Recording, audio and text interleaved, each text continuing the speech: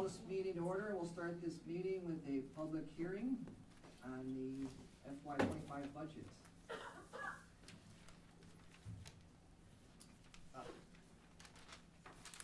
The PowerPoint, please. Mhm. Okay, sorry.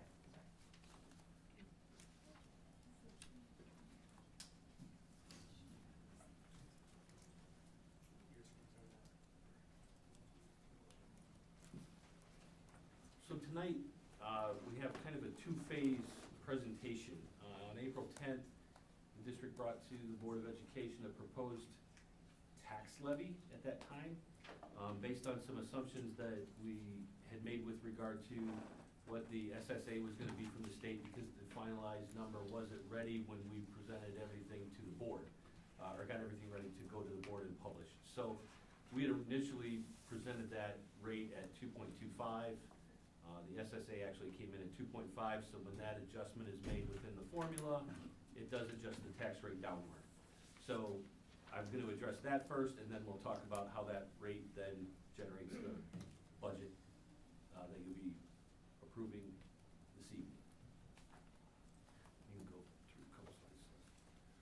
So we always start with our core values that we have posted on the district website and in buildings, and then how it relates to, you can go to the next slide, how that relates to our priority for our strategic resource allocation. So the next slide will show, these are some of the new requirements that we had as a school district to file the budget. And we had to hold two hearings, a tax levy hearing first, then a budget hearing second.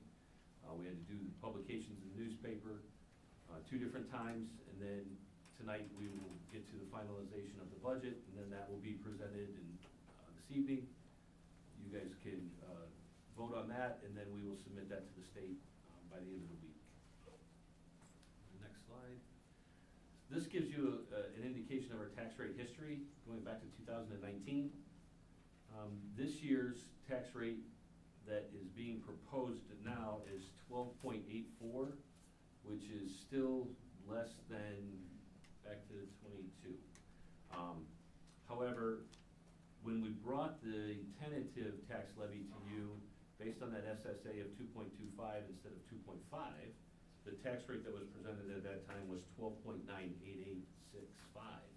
So as you can see, the tax rate has gone down considerably based on that new SSA generated number that the state was provided to the districts. So I thought I would do just a slight comparison of the property tax calculations for 24 and 25. So I just looked at home values of 100,000, 200,000, and 300,000 based on our tax rate, current tax rate of 12.37. And then the rollback value that is calculated to determine whatever the taxing amount would be is 0.546501 in fiscal year 24. So that number is multiplied by the home value, which generates $54,650 on the first one, multiplied by your tax rate divided by 1,000, and you get $676.02 is what that individual who owned a home worth $100,000 paid to the district. The tax bill is different than that. This is the district's portion of your tax bill. And I did the same for a $200,000 home and a $300,000 home. And those would be the values that would be paid to the district from the taxes generated by that. The next slide. This slide shows, we all received that assessment in Scott County. So the average assessment in Scott County went up by 15%. So in order to try to equate, if I lived in that home that was $100,000, my new evaluation is $115,000 with that 15% increase. The big difference is the rollback value is now 0.4634, so it dropped considerably, even though our tax rate went to 12.838. So based on those calculations and a 15% increase in my assessed valuation, my tax bill, the district's portion, is $684.23. Comparing the 2 years, my taxes went up for the district by $8.21. even though our tax rate grew, the equalizer and the rollback shrank, so the net difference is $8.21 for a $100,000 home, and the calculations are the same for the $200,000 home and the $300,000 home. So my value is now $230 and $345.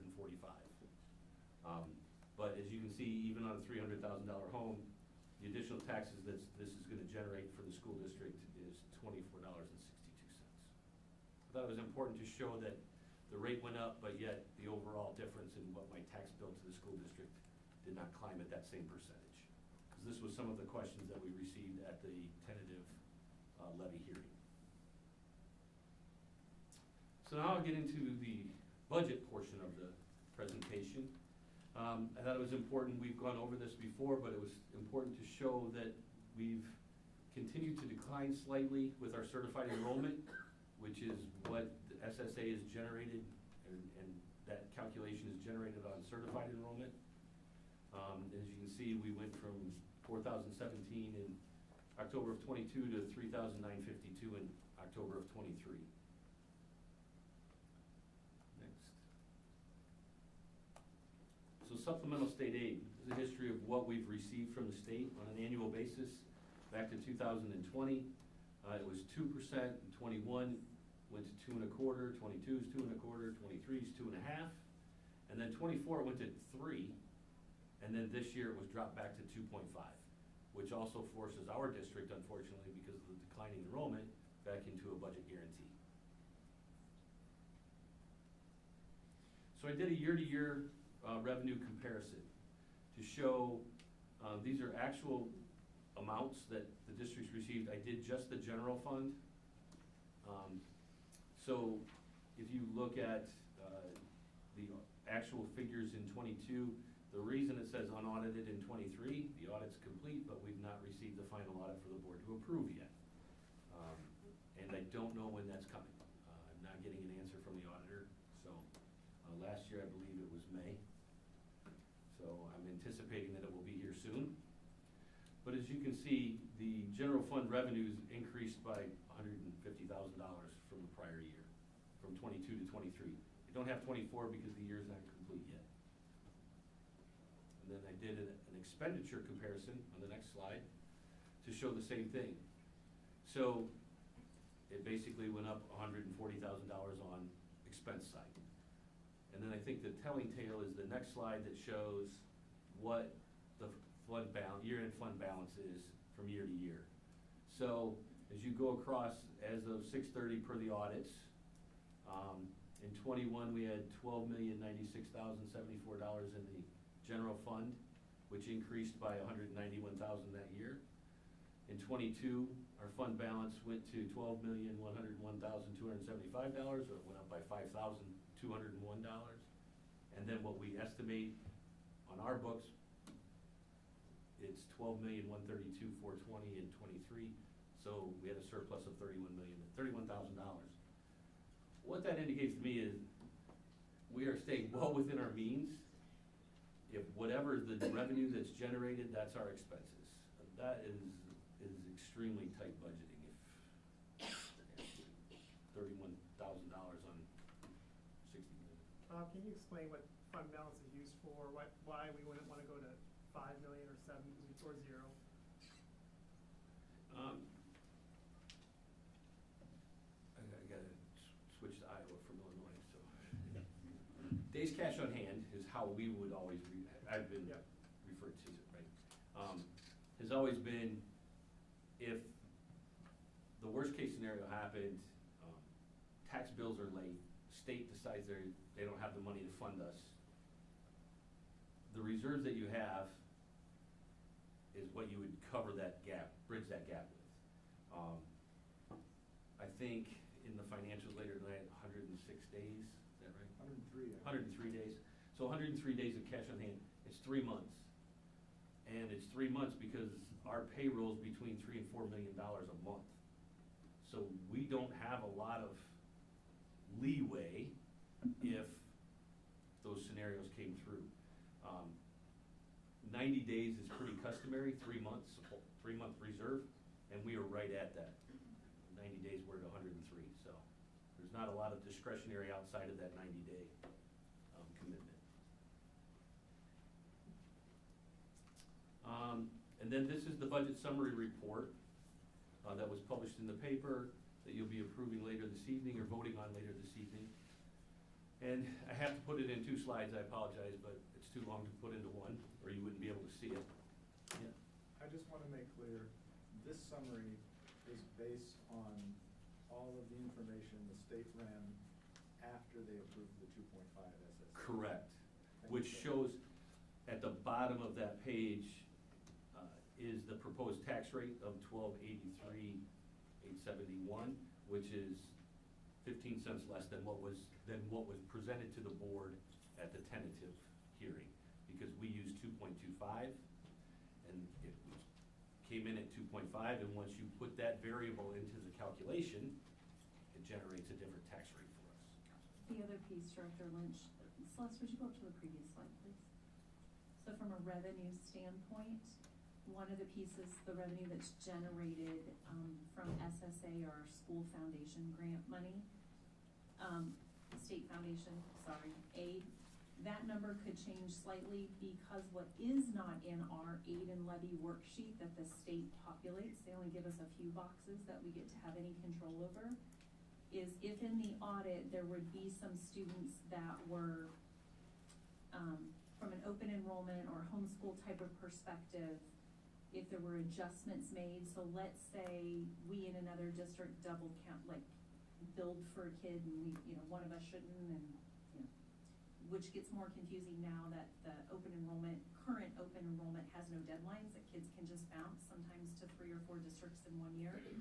There could be an adjustment in that state foundation aid because part of that audit will ferret out that piece, because we don't know another district's audit, right? And that's where they'll catch if a student has been reported twice, and so it can go to the positive or it can go to the negative. Meaning we could get some more money because they should have been on our certified enrollment, or they shouldn't have been and they got counted. So there's I want to say that yes to your question, however, because we do not have our final audit, that hasn't been, my understanding is that was not accounted for in our aid and levy because it was blank in our worksheet. And the Department of Management can make adjustments.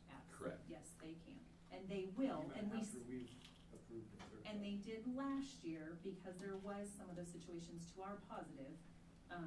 I think it netted out, and I think one negative, or one were, shouldn't have been on our count.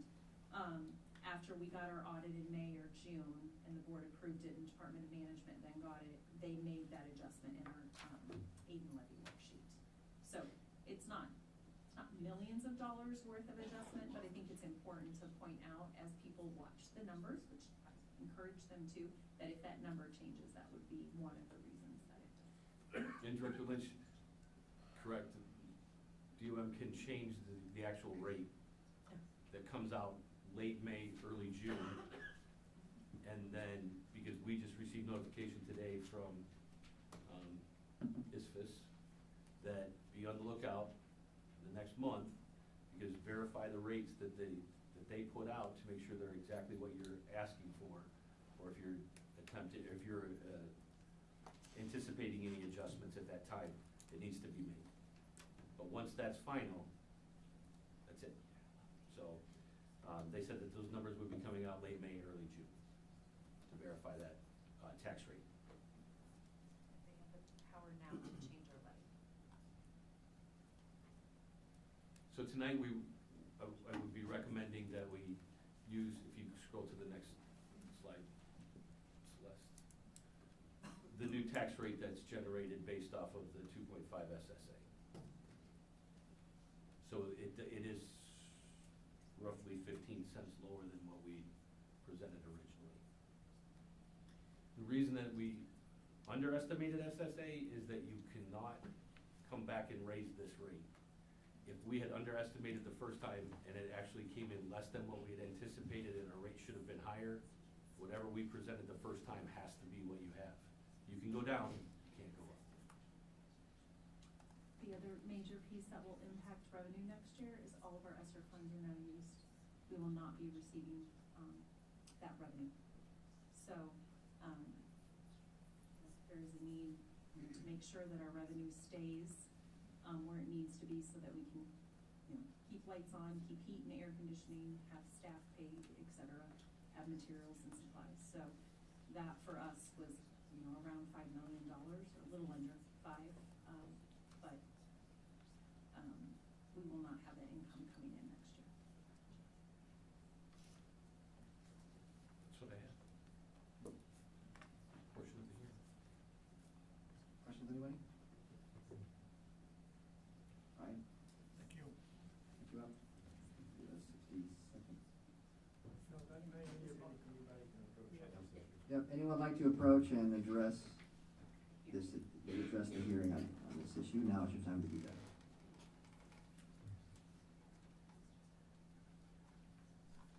Seconds, and we'll leave this open for just a minute.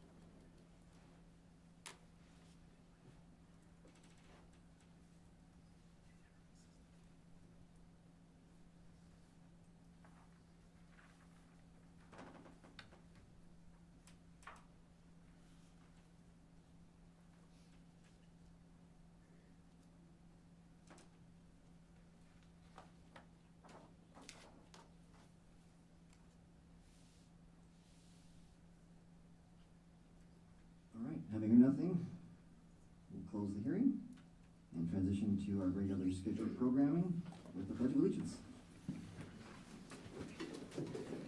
I pledge allegiance to the flag of the United States of America and to the republic for which it stands, one nation, under God, indivisible, with liberty and justice for all.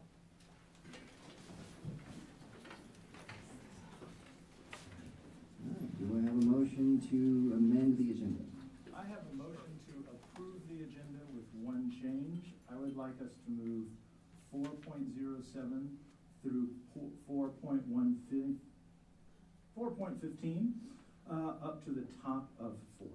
I think that's an amazing idea, Richard. I was gonna ask the same thing, so I will second. Okay, roll call?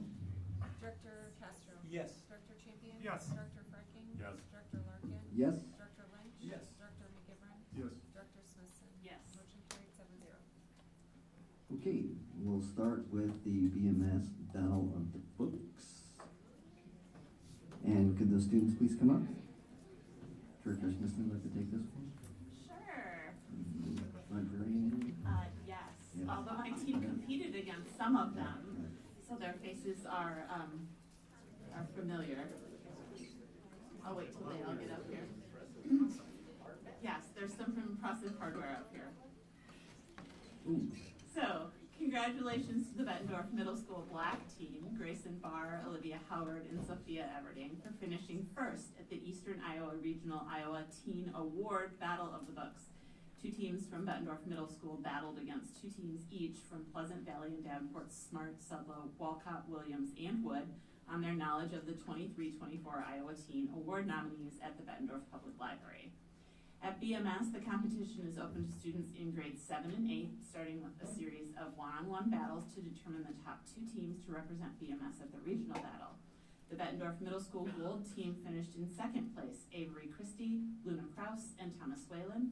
Grayson Barr also finished first in the individual Match the Quote to the Book battle. The Iowa Teen Award Battle of the Books, first place champions, Grayson Barr, Olivia Howarding, Sophia Everding. And then Luna Kraus, Thomas Whalen, and Avery Christie. Eastern Iowa, they took the second place. We have a first and second place in grades 7 and 8. And the, and Sorry, can you raise the hands? I just want to make sure I'm catching it right. Who was the first place group there? Grayson, Olivia, and Sophia? Okay, good job. Just wanted to make sure. At the regional. at the regionals, Okay. yes, They at got the regionals. revenge on the other team from the village. All right. And then there was also the Iowa Children's Choice Battle of the Books Grade 6, which took place at the Eastern Iowa Library against lots of other schools, including my school, and Lila Briggs, Isabel Dix, and Owen Steen won that championship by 3 points, if I am correct, right? By 3 points. So congratulations to them.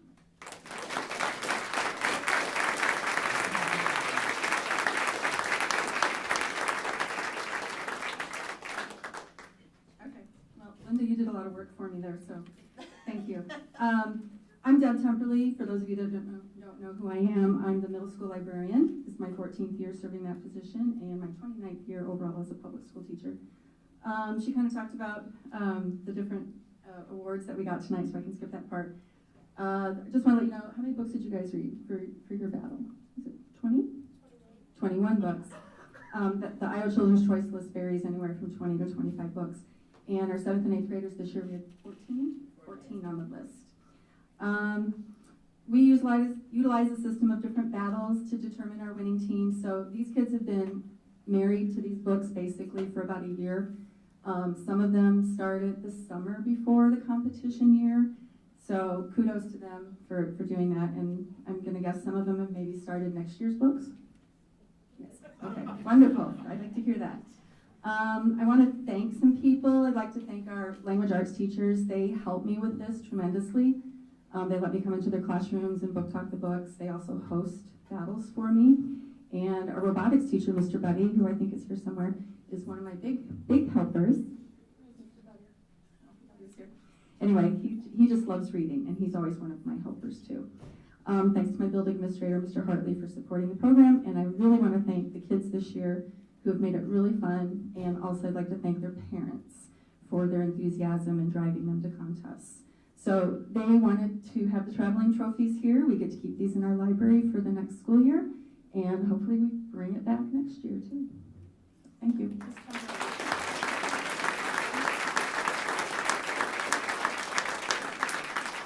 I know that this has been a long tradition in Bettendorf. Can you talk a little bit about how the AEA plays into the Battle of the Books for you? Well, probably one of the biggest things for a school our size and the number of kids that are involved in Battle of the Books, my library, we do purchase print copies, but because we have so many kids, one of the biggest benefits of the AEA's digital resources is the Mac and Via ebook database. Each year they purchase up to 30 copies of each book, which makes accessibility for our kids critical. So that is a very important resource for us from the AEA, the Mac and Via, because it would be very expensive for us to afford it ourselves. Thank you. Mm-hmm. Thank you very much. Congratulations, everyone. Thank you for coming.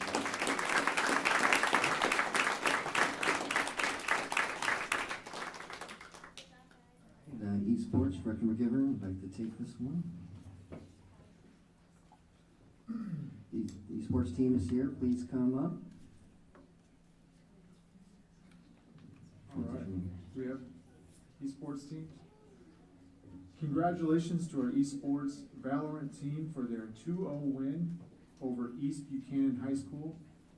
Congrats to our JV Mario Kart team for their first place win against Oskaloosa and Ankeny High School's Ankeny. 85, Oskaloosa 46, Bettendorf 133. I did not know such a thing existed, but I would like to either coach or participate. I wouldn't play against that team. So congratulations.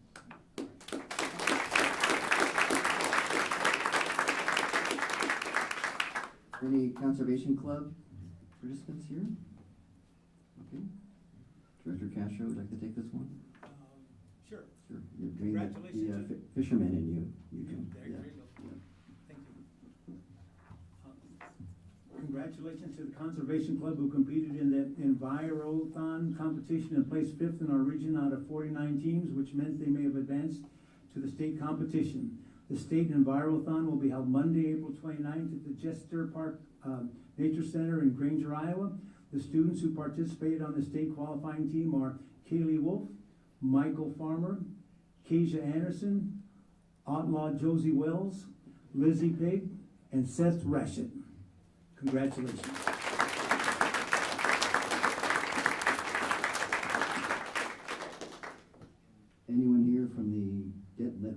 Conference Awards. Okay, I'll take this one. Congratulations to the BHS students who attended the Get Lit Writing Conference at WIU. The following students receive awards for their written or visual work. Ariana Vessa for A Big Bad Day. Connor Culbertson, The Shattered Throne. And Stella Lund for Finally Free. Congratulations to them.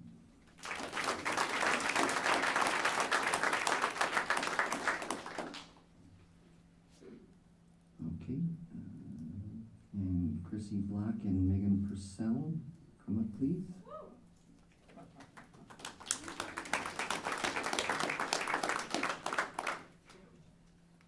Hi, I'm Megan Purcell. I'm an elementary art teacher at Hoover and at Mark Twain. I've been in Bettendorf District for 14 years, and this was my 19th year as an art teacher all at the elementary level. I'm Chrissy Block. I teach art at Neil Armstrong, and this is also my 14th year. Recently, we had the opportunity to travel to Minneapolis to present at the National Art Education Association Conference.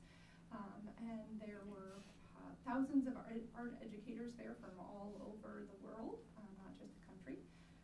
And this year we decided to try something a little bit different. We've been before and we have gotten so much out of it that we wanted to be able to give back. And so we chose to submit 2 proposals to present, and over 1,200 people submitted proposals, and to our surprise and dismay, maybe, both of them were accepted. So we were pretty excited about that, and also a little terrified. It's a little different to present to and teach elementary kids versus a room full of your peers. And so our first, we want to talk about. Our first presentation was about designing an elementary curriculum that was aligned with the national standards. We had created our own scaffolding from scratch that is flexible with mediums, artists, vocabulary to make it an all-encompassing curriculum. We presented at 8 a.m. on a Friday before a keynote speaker, and we naively thought that nobody would show up. And we had over 100 art educators show up at our session from all over the world, El Salvador, Taiwan, and we had incredible feedback that was really humbling. Yeah, I think that was pretty awesome to have other people say that the work that we're doing is meaningful, and they wanted us to continue to share it with them. So we've opened up to communication with teachers from all over the country and all over the world. Our second presentation was about bookmaking, and so that was just kind of a hands-on session. We were going to have you all make books tonight, but I know time doesn't allow for that. So we presented 6 different simple techniques that teachers can share with their students, and it had a social emotional focus. So talking a lot about how they could use those books in their day-to-day lives, whether it's sketching or journaling or just kind of having a safe space to share their thoughts. And so we wanted the educators to have a different resource, and so that was kind of what our second focus was. So we just are so grateful for this opportunity, and we were excited to have the opportunity to present this time, and we hope that Bettendorf continues to recognize the importance of creating teachers as lifelong learners and giving them these opportunities to learn and grow among their peers throughout the country and the world and our state even. And we hope that Bettendorf continues to embrace and value the leadership that some of these positions bring, and the knowledge base and experience that teachers who go through these experiences have. So, thank you. Thank you.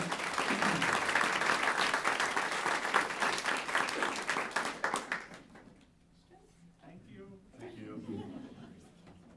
All right, would Plebe Agosta please come forward? There he is, the future plebe. For those of you that don't know, that is the name given to the 4th class cadets at the Naval Academy. All right, Director Frecky. He's stealing my thunder. Bettendorf Senior Cooper Augusta has been offered admission into the United States Naval Academy. Cooper's hard work, dedication to serving his country, and kind heart exude the character traits necessary for success in this endeavor. Congratulations to Cooper and to his mom and dad, Tom and Susan, and his grandparents. Both grandmas are right up front here today. So That's awesome. Coop, what are you gonna study? I'm gonna study electrical engineering at the academy. Awesome, awesome. Would you like to thank anybody? I'd like already to have. thank my family, some friends, and as well as many of the great teachers that are in this room for helping me get to this point and helping me make this decision.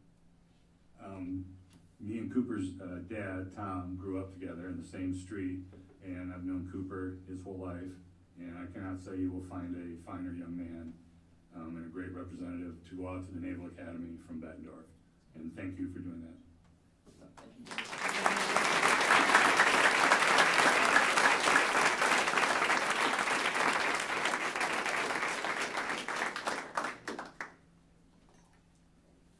Just a couple of points. Recommend memorizing Anchors Away and the Marine Corps hymn before you go. All right. Casey's Cash.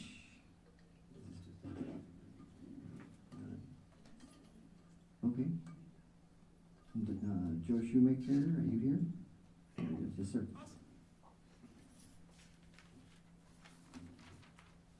First off, I want to thank you all for allowing us to be here tonight. My name is Joe Shoemaker. I teach industrial technology here at Bettendorf High School. My primary focus is in construction and woodworking. We recently started a new construction program here at the high school, and in the focus of that program, realized that we had some material and tool needs, and so we decided to look for grants, and we found the Casey's Cash for Classroom grant. This grant is open for anyone who wants to apply for money for any classroom needs, any tool or equipment needs, and we applied. Casey's was very generous. They gave us $10,000 to buy equipment. I heard from our equipment dealer just this morning. It will be arriving next week after school, so we're very excited for that, and we're very gracious to Casey's. I'm also happy to announce at this time that we are planning on expanding our construction program to include a second phase, as we call it, construction skills, which is just like the construction skills program at our neighboring school district in Pleasant Valley. In the past recent years, they have accepted about 4 to 7 students from us. We decided that number wasn't high enough for our trade needs in the area, as we are experiencing somewhere in the neighborhood of 300 to 500,000 trade job shortage for the next 5 to 10 years. So we decided to open our own program, and the projects we'll be doing in that class will be, we're building a shed. It'll be 8 by 10. We're always looking for people to purchase. If you know anyone, or if you yourselves are looking for an 8 by 10 shed that'll be built by students, I'm happy to talk to any of you and give you kind of the lowdown on that. Again, I want to thank you for allowing us to be up here, allowing me to speak to you, and thank you again to Casey's for your very generous gift. Joe, did you bring some students? I did. Your students with you? Do I see them out there? Yeah, they're hiding. I see They're them. a little And with nervous. the podium there, I can't see behind it, but I thought I saw No. some heads pop up, so. So this is Mason Anderson. He's a senior with us, and this is Justin. He's one of our up and coming sophomores. Do you want to say anything? No. I wrote a paper. He did write, but it's okay. It's okay.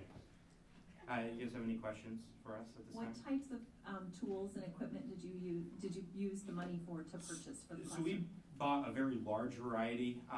The list in its inclusivity is quite expansive, but we bought, among many things, scaffolding, new impacts and drills, which we desperately needed downstairs.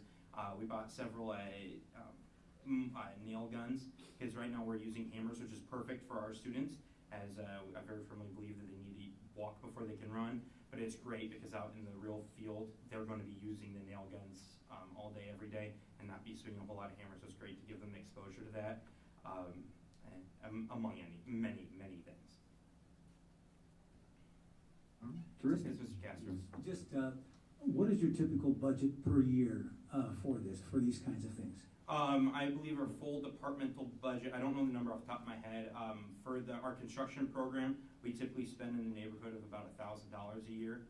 So being able to have this amount of money accessible to us, to be able to buy this amount of equipment, because typically that money we have to spend on materials for the course, so our wood, our concrete that we pour, siding, shingles. So having this money and allowing us to buy this equipment is really an extraordinary gift.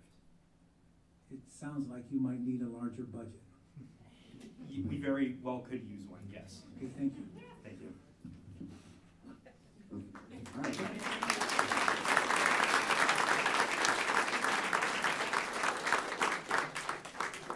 Any of the honor band in attendance, please come up. Okay, Director Lynch. Well, it wouldn't be a school board meeting if we weren't able to honor some of our band students in some capacity or another. Tonight, we get to honor the Co-College Honor Band. They performed on Saturday, April 13th. They rehearsed throughout the day with the composer-conductor Carol Britton Chambers, and the band included the following Bettendorf students. In the 5th grade, Emma Wells from Mark Twain, Callie Keebler from Paul Norton, Riley Cousins from Grant Wood, Ella Bruneau from Grant Wood, and Griffin Holsing from Mark Twain. In the 6th grade, it included Madison Pondell oboe, Abby Smith clarinet, Maxon Miranda alto saxophone, Gavin Schaefer trumpet, Evan Zupke trumpet, Ray Dobbins French horn, and Bailey Taylor percussion. All right, congratulations to them.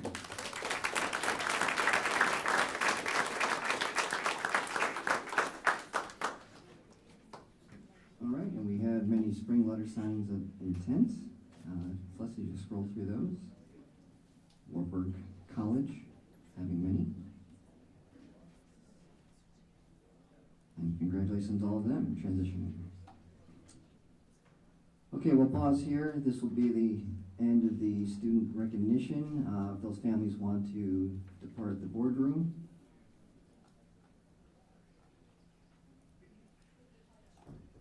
And then we'll go to the President's Statement. And we also have overflow in the library where this is being streamed, if anyone would like to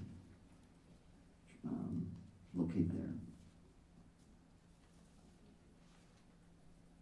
Okay. So before we open up the microphone to hear what everyone has to say, I'm glad somebody accepted my invitation the other night to come and address this board. I'm not on social media, I don't check social media. People send me screenshots, I often ask them not to. So if you want this district and the board to hear what you have to say, this is a place to do that. So I'm glad you're here. If you have comments that are helpful, we want to listen to them, hear what you have to say. We want to be solution focused, please be civil. Please check in with the board secretary that you want to speak. And advance the story. So if multiple people are going to be saying the same thing, we've heard that data before, so please advance the story. And if you have solutions for us on how we can increase our enrollment, that is very much of interest. So each person will give them 3 minutes to speak, and we'll open the microphone for that time now. Please state your name and address for the record when you come forward.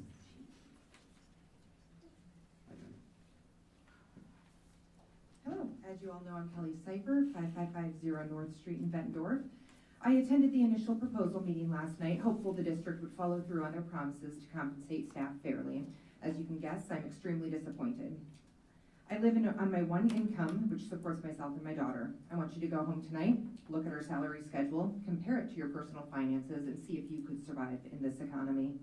The district offered a $350 raise, but we're also told our insurance is increasing by 5% next year. After calculating what my new price of insurance will be, my actual yearly raise will be $13.37. But Director Larkin, you didn't want us to come here to complain last night. You urged us to come with ideas and solutions. So I did some research and I came tonight with information and ideas. You didn't want local comparisons because Davenport is larger, PD is growing, so I researched districts with enrollment numbers similar to ours. Here's what I found. Bettendorf's enrollment of 3,595 students. We employ 18 licensed full-time administrators according to iaschoolperformance.gov, but according to our data reporting page, we have a combined 26 administrators and directors this school year. We have a base salary for brand new teachers of $40,202. Burlington is at 3,022. They employ 18 administrators, but their average administrator salary is over $10,000 less than ours, with a base teacher salary slightly higher than our own. Clinton has 3,089 students enrolled, but only 13 administrators. They also pay their teachers a higher base salary. They provided teachers a 3.5% pay increase and an additional $2,000 for returning teachers at the start of their current school year, and have already approved a 3.18% increase for next school year. They also stated their enrollment was down at the time of both of these increases. Muscatine has 570 more students than our district, employs 17 administrators, and a base pay $4,000 higher than ours. And Norwalk has 3,307 students in their district. They run with 14 administrators and pay over $7,000 higher than our base salary. But let's put the comparisons aside and discuss my recommendation to the board. My recommendation is a complete overhaul of the administrative staff, which consists of our highest paid employees whose numbers continually grow. The excuse the staff continues to hear is that our enrollment numbers are declining, but my question to you then is, why does our upper administrative staff continue to grow? Fewer students should equal fewer upper administrators needed, which is exactly what we need to do.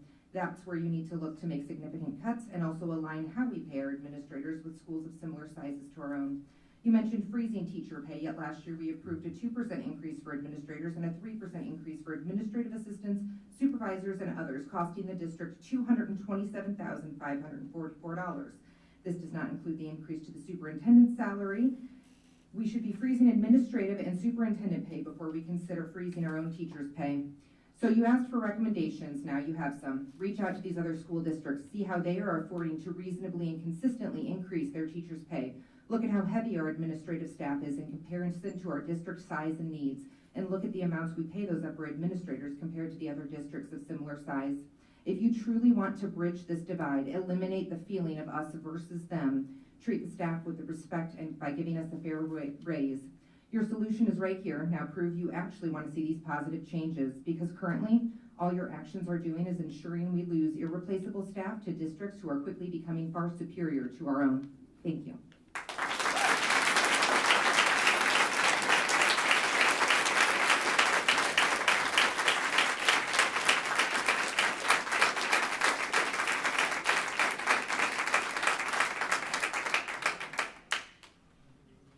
Very well researched, thank you.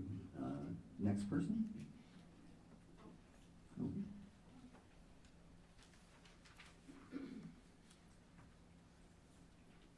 Good evening, my name is Sarah Shank. I reside at 4703 Hamilton Drive.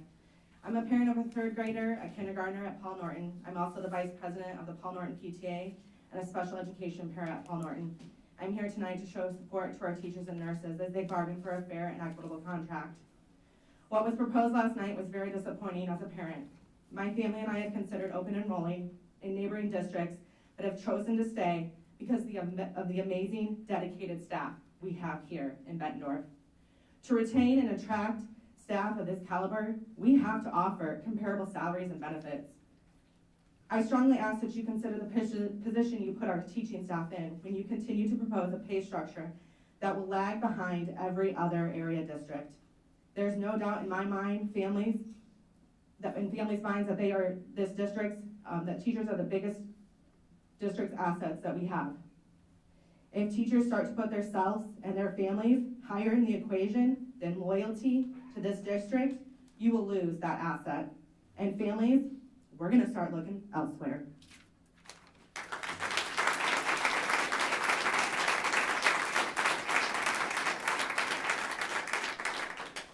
Thank you.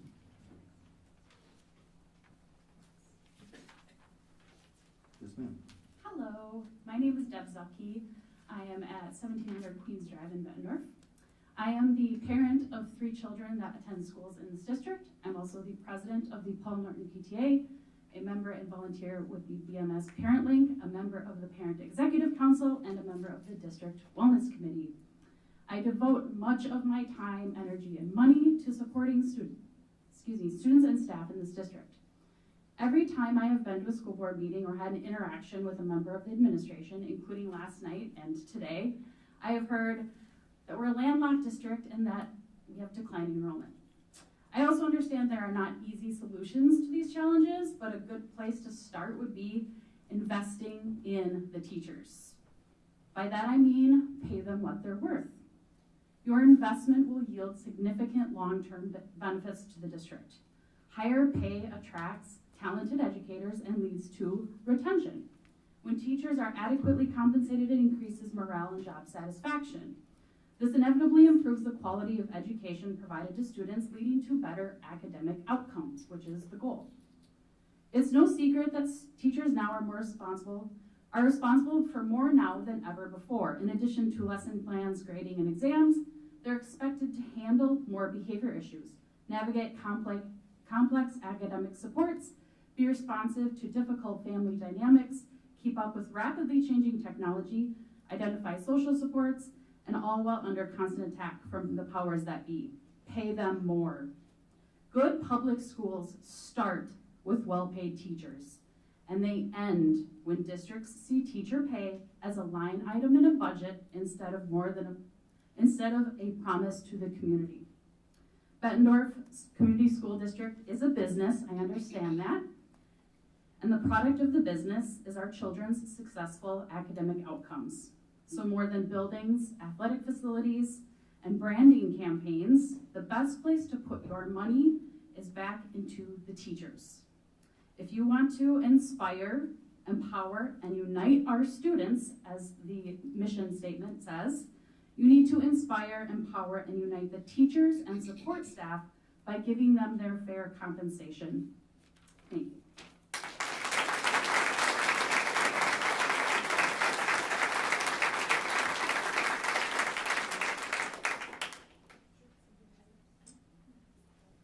All right.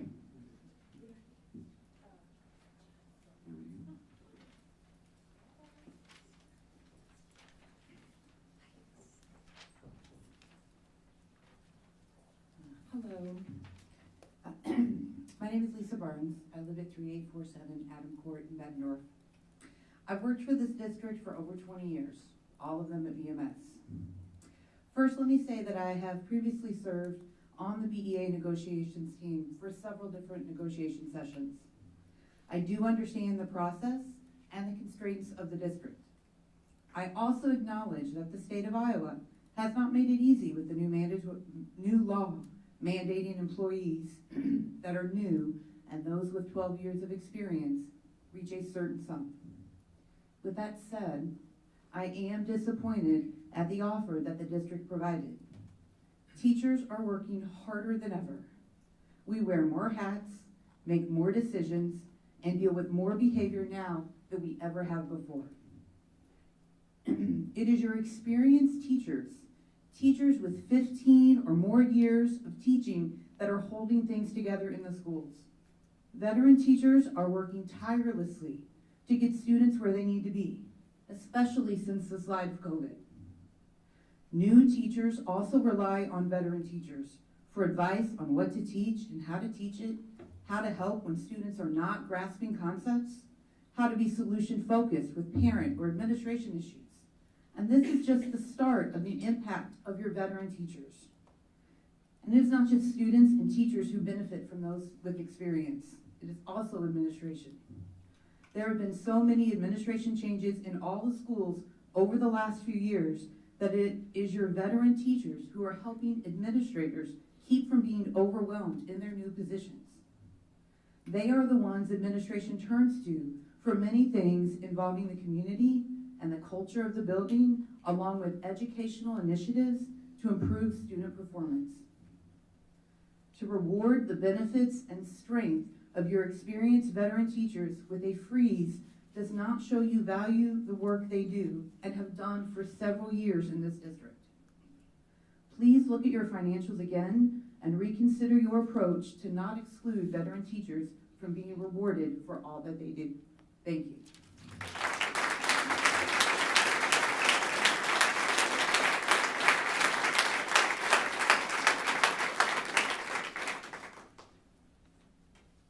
I'm Keegan Gravert. I live at 10976 148th Street in Davenport.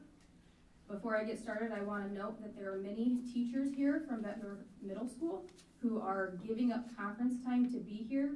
We have to return to the building and make up the time that we are putting in here because we feel this is important. I stand before you today with an understanding that negotiations are ongoing and recognizing that the fundamental principle of give and take during the process. While we have not yet reached an agreement, I'm committed to addressing the key points that President Larkin proposed or made statements of last night. First and foremost, The negotiation of the district unity among those of employees resonate profoundly with me. The proposal put forth by the district offering a $350 increase on the base salary without an increase in steps or longevity fails to adequately reflect the value that we put on dedicated educators. When translated into tangible terms, the incremental increase falls short of meaningful recognition. $350 spread out between 28 payments is $12.50. If we take home about an average of 65% after taxes, this comes down to $825. This does not account for the 5% increase in our insurance. Without a clear demonstration of the district's investment in the teacher, fostering that sense of unity that you're looking for, it's going to be a challenging endeavor. I also challenge the concept of not comparing ourselves to the neighboring districts when we do find ourselves trying to increase our enrollment to the neighboring districts. In an era where parents have the option of open enrollment and are empowered with access to comprehensive district data, including metrics like teacher qualification and class sizes, it's important to position ourselves competitively.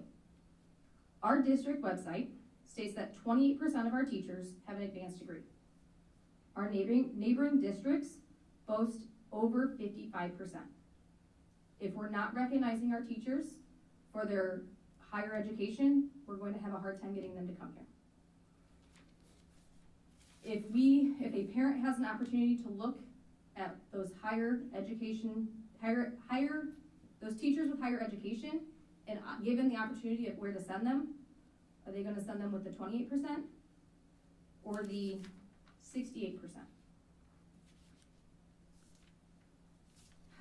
Finally, the issue of class size emerges as a pivotal concern, particularly based on the desired enrollment increase.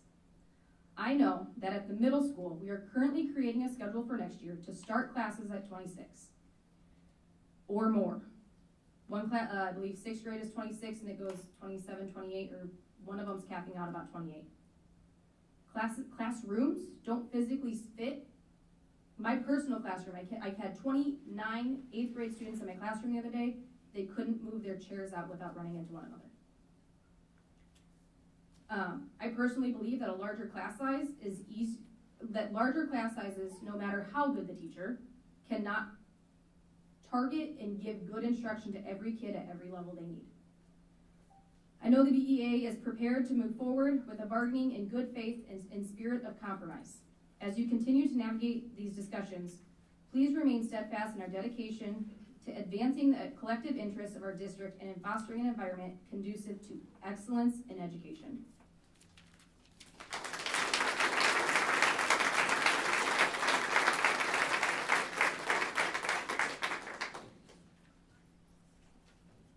Hello, my name is Paige Shepard. I live at 1135 39th Street in Rock Island. This is my second year teaching English at Bett High School, and I want to begin by thanking all of the teachers here tonight, and also call attention to some language that Director Larkin used in addressing us all as a family at last night's meeting. If we want to compare the workplace to a family, I feel that all of the teachers here in support of each other tonight is what true familial care looks like, and to you I give my thanks. But if I'm being honest, I would prefer that we don't compare our workplace to a family. While I do care deeply for my students and my colleagues, I must acknowledge that this rhetoric detracts from the professionalism required from all of us as highly trained and qualified and experienced specialists in our field. And in this detraction, it becomes easier to replace true compensation with inconsequential instances of thanks. Further, as a woman in the workforce, I must also acknowledge the historic systemic oppression that exists within this rhetoric as well. Throughout history, education has predominantly been a female-dominated field due to the inaccessible nature of other higher-paying professions typically occupied by men. The shadow of this history is still heavily reflected in our compensation today. By referring to us as a family rather than as a collective of educated professionals, there seems to be a level of anticipated emotional labor we're expected to expend for free. As a woman, when I'm told in a conversation regarding my professional compensation that I'm part of a family, I can't help but feel as I'm being forced into a mother-like role in which I must provide free labor in caring for children. Because women's emotional and physical labor has been severely undervalued throughout history, this use of the word family is deeply upsetting because to me it reflects a fixed role that women have been expected to play in life. Even with the best of intentions, this word family feels like a tactic used to guilt teachers in a predominantly female field into feeling out of line for demanding to be seen and paid as the highly skilled professionals we are, and not as selfless caretakers. To close, I recognize that the systemic injustices I mentioned tonight must also be addressed on a federal and societal level to enact comprehensive change, but I would like to remind the board of the role we all play in this history, which is still very much alive. We cannot be valued unless we're compensated, and words, especially those that suggest that we have a duty to one another, are not compensation. Thank you for your time.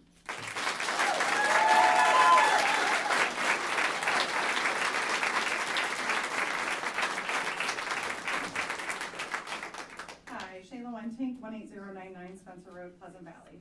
I've been a part of the Bettendorf School District for 36 of my 45 years of life. I'm an alumni of Hoover, Bettendorf Middle, Bettendorf High School. So are both my daughters and my husband, except he went to Mark Twain.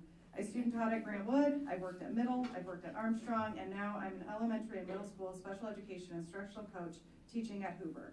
I've been approached by both Davenport and Pleasant Valley school districts over the past couple of years, yet I've always declined. I've looked at their pay scales, it's a good $5,000 more per year, but I didn't see that as worth it to leave my home. I believe in Bettendorf, I'm a part of Bettendorf, I wanna see Bettendorf be the best that it can be. But with a very heavy heart, and after hearing the offer of a $350 annual increase and step freeze, I have to say it might be time for me to break my attachment to a district that doesn't show the same love towards its staff and therefore its students. Last night, Director Larkin began proposals by saying it's an us and them mentality, and he wants it to be an us mentality. You asked for solutions, so here are a few ideas.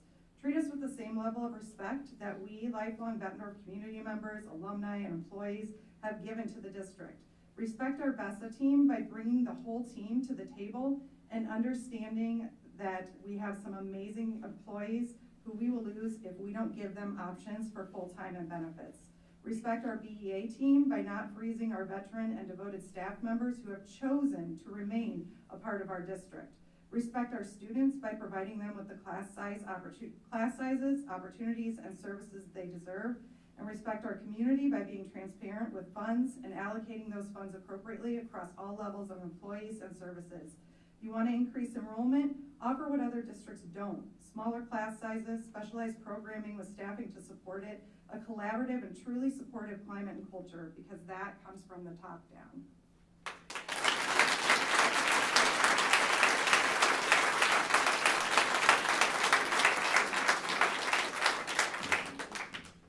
Jasmine Rouse, 2135 Madison Street, Davenport, Iowa.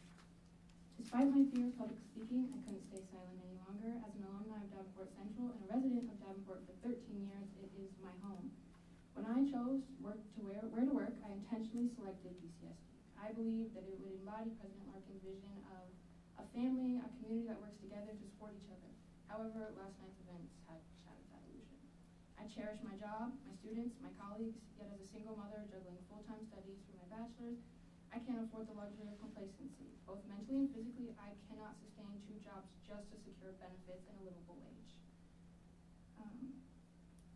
Frankly, I shouldn't have to. BCSD should recognize the value of its exceptional staff and support them accordingly. President Larkin asked for solutions, so here are mine. Listen to those who are in the classroom every day. Heed the voices of the BESA and the BEA. Respect their insights. If BCSD continues down this path, I can't see myself remaining here nor becoming a teacher here. We all deserve better, and I urge you recognize that the community, staff, and union aren't driving this division of us versus them. It's the district's lack of support, care, and respect that's driving away talented educators. It's time for change for the sake of our students and our community. Thank you.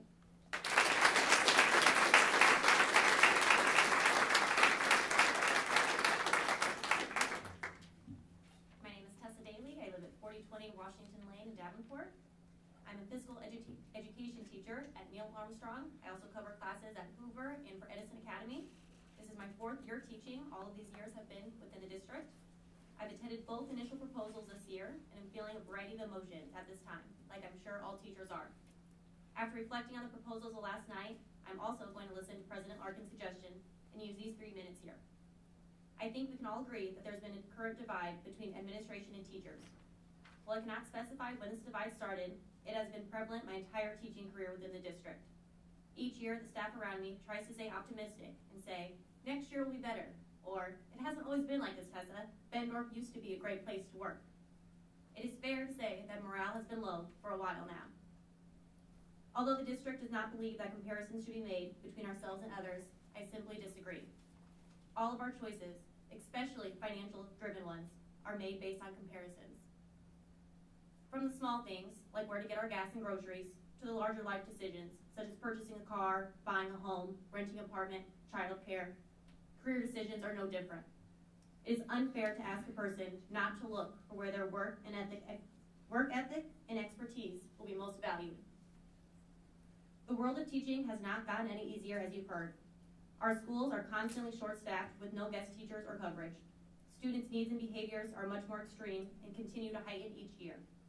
We already do not have the support in place to be successful. Teachers, paras, secretaries, everyone in the school building is working 2, if not 3 times harder. If you have any disbelief in this, please volunteer a week, even a day. Come live a life as a teacher in your district. Put yourself in our shoes and see the work we do day in and day out. While also taking President Larkin's suggestion, I would like to be solution-focused on mending the relationship between the teachers and district. For starters, a pay freeze is only going to make that divide larger, as I'm sure that picture has been made clear already. Second, I urge you to reach out to the board members and administration of neighboring school districts that are also low in enrollment, and also in the state of Iowa, working through this new legislation. We are not alone in this. Hear what they have done and how they support their educators, because numerous districts have already settled with increases for the base for all. I'm terrified for my future in this district, yet I am hopeful that the board will recognize the great work that we do for our schools and for our community. I want to thank you for your time, and I truly hope to see you around the halls of Neil Armstrong very soon. Thank you.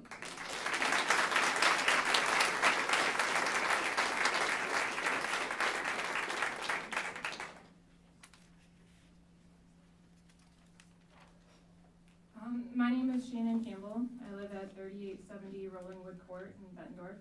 I work right here in the high school as a special education teacher.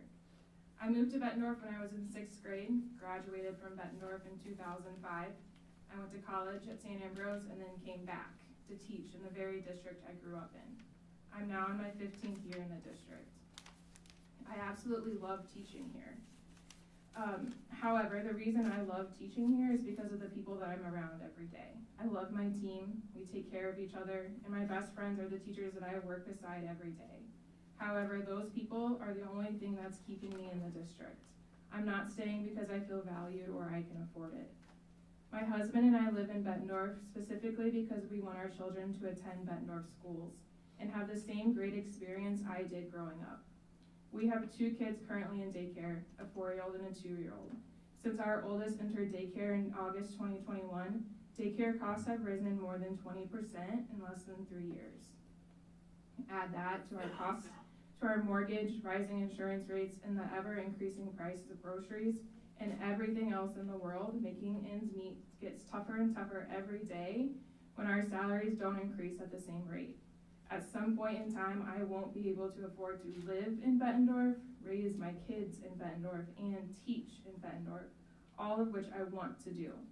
The lowball cost of living increases in my paycheck every year absolutely does not equate to the actual cost of living in 2024. You ask how we're going to bring young families and teachers into the district all the time. In simple terms, we're not.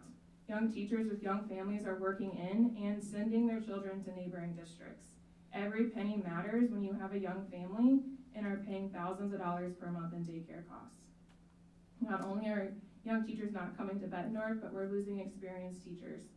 High quality teachers were a staple of my experience in Bettendorf. I want my kids to have that same experience here, but it's difficult when our best teachers are leaving for neighboring districts and higher pay. Bettendorf is where I want to stay, and many other teachers do, but finances and feeling appreciated in your workplace matter, and I'm sure you feel the same. I want Bettendorf to continue to be the place I know and love with the amazing teachers and students. You have the keys to make it better. You can start by making sure existing staff feel appreciated and valued rather than just a step in their teaching journey. It's not a you versus us. We all want what's best for our students and staff. So show us that you feel the same way. Thank you.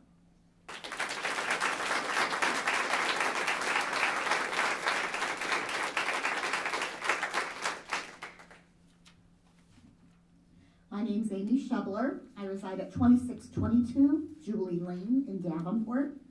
I'm a paraprofessional at Mark Twain, and I've been on the district's payroll for 21 years as a paraprofessional.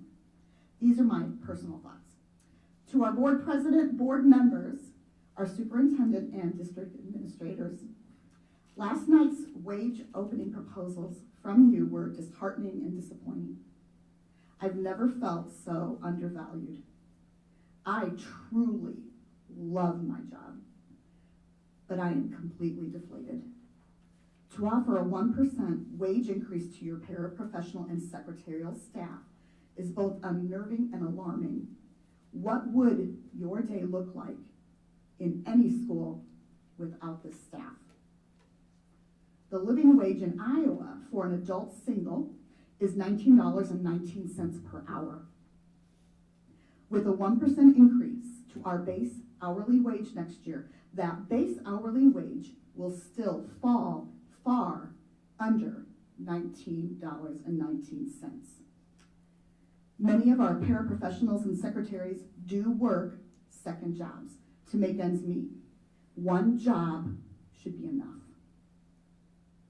To the board, please know and understand the budget, the line items, and the funds that this district holds. Please question if these funds are being allocated properly. You represent this whole community of educators and support staff, as well as the students and the families. We're not your enemy. We're your most valuable asset to the functioning of this district. We need to be supported by the board. Please be prepared at your meetings and know your numbers and your policies. We are, as a staff, and we expect the same in return.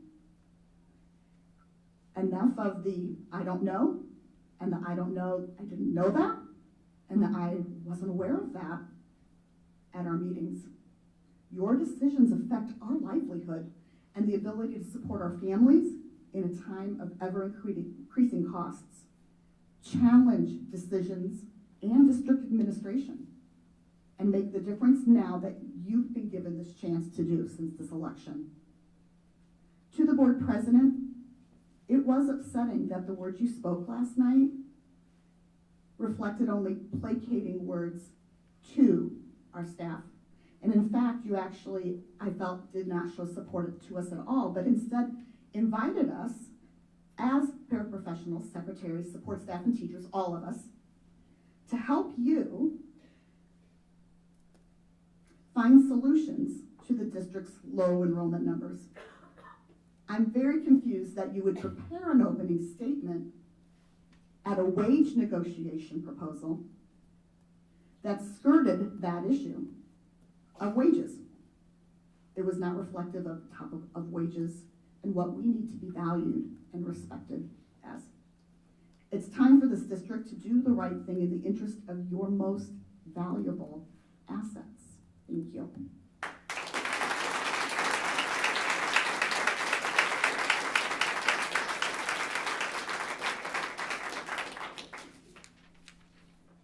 Hello, my name is Katie Weir. I am a first grade teacher at Hoover Elementary.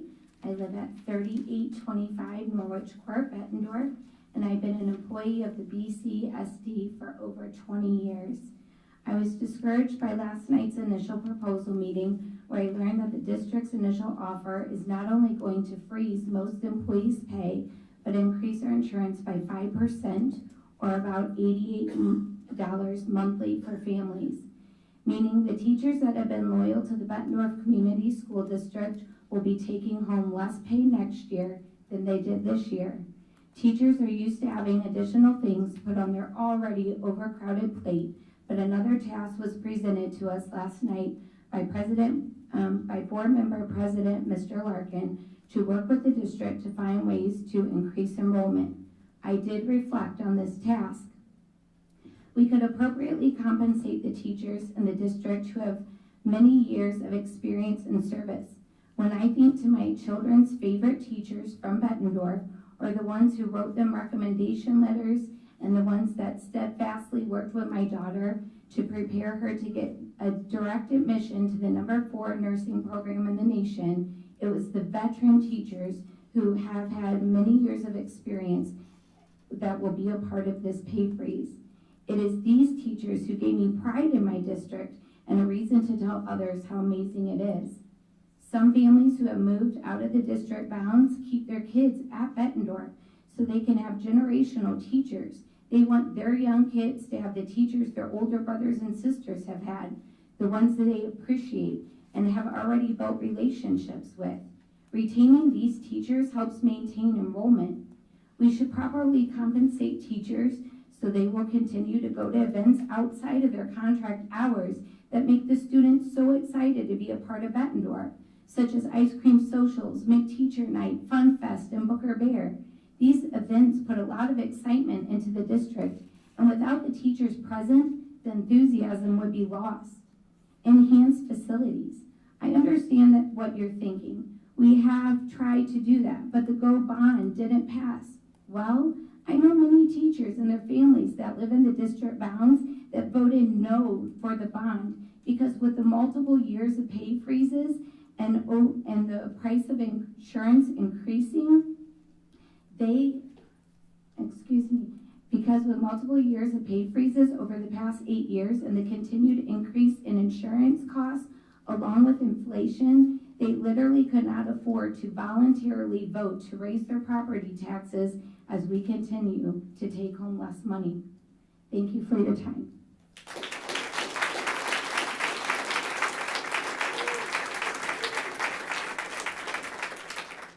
Hello, my name is Katie Mahoney, and I live at 2620 18th Street in Moline. And this is my 7th year teaching at Bettendorf Schools and 10th year in teaching. I wear the Bulldog with pride as an alumni and current teacher in our district. I have been so fortunate to enjoy my time at Bettendorf with some of the best colleagues a person could ask for. The people I work with at BHS across the board put in an incomprehensible amount of time and care into what we do. I have actually never seen a group of people who are so willing to collaborate and put in whatever it takes to do what is best for our children. To mirror what Shannon had said earlier, that camaraderie is what makes us get through the day. That being said, I had to say that the offers for the contracts proposed by the district last night did not match that care.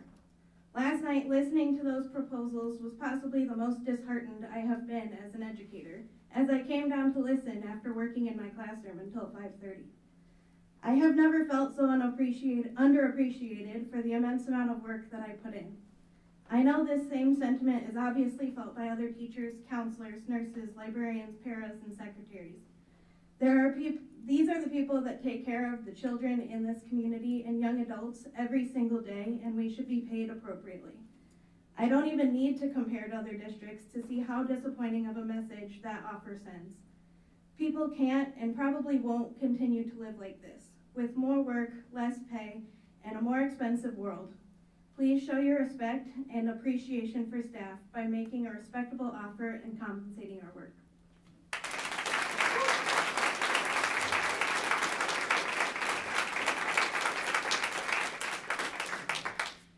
Michelle Hawley, 315 2nd Street, DeWitt. I love my team at Hoover. I get to drive a half-hour to work every day. I love them that much. Some of you have been in this community long enough to remember when Bettendorf was the school district to be employed with, when staff and students were excited to show their spirit on Black and Gold Fridays.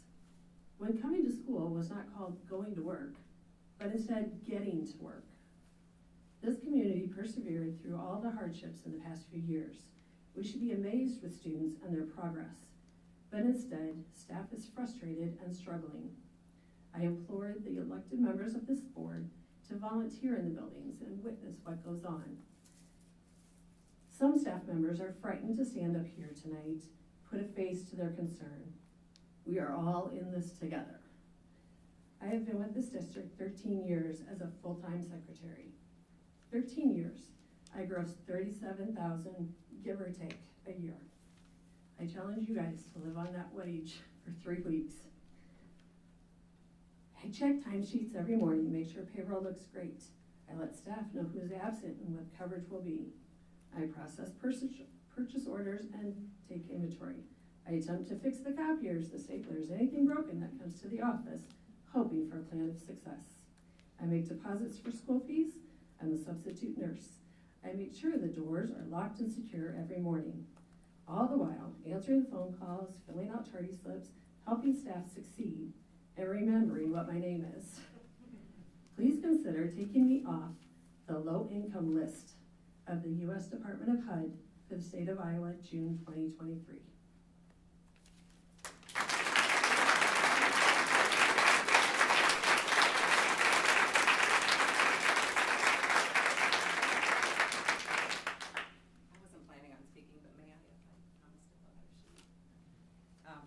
I was inspired to speak by when I was listening to the teachers and the students that were highlighted earlier in the meeting. I've been attending more meetings. I have something wrong with my voice. Name I'm and really address sorry. for the record, please. It's not nerves. I've got issues with my throat. But anyway. Sorry. Name and address. Oh, I'm sorry. No, I'm sorry. Just for. Lori Dondenville, 3875 C Oak Circle, Davenport. I've been attending more and more meetings over the past few years, and one of the things that I've enjoyed the most is when the teachers come in with their students and they highlight the projects that they're doing. I always am just so amazed at the wonderful things that they do. And I just think,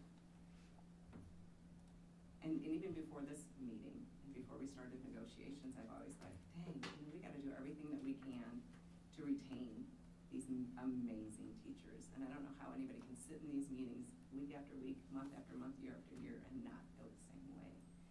You know, we need to be retaining these wonderful, wonderful teachers, not because we want them in the classroom teaching our students, but also because they should be there to mentor the new teachers as they come in.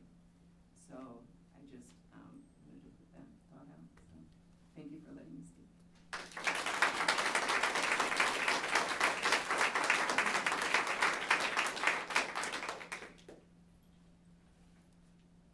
Okay, that was very instructive and helpful. Your heartfelt comments resonated well. I appreciated the passion everyone brought tonight. And the superintendent and the district and the board, we take all this very seriously and we will look into it. So with that, we'll move on to our next agenda item. Board Chair Communication. Director Lynch, do you have anything?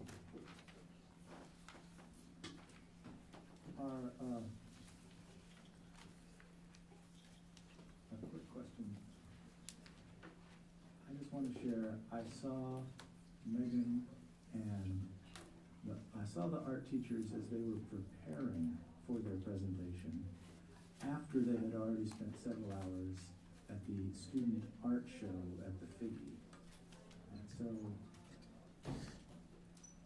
and as a teacher myself who's put in many hours above and beyond contract, I know the dedication teachers bring. And I appreciate it very much.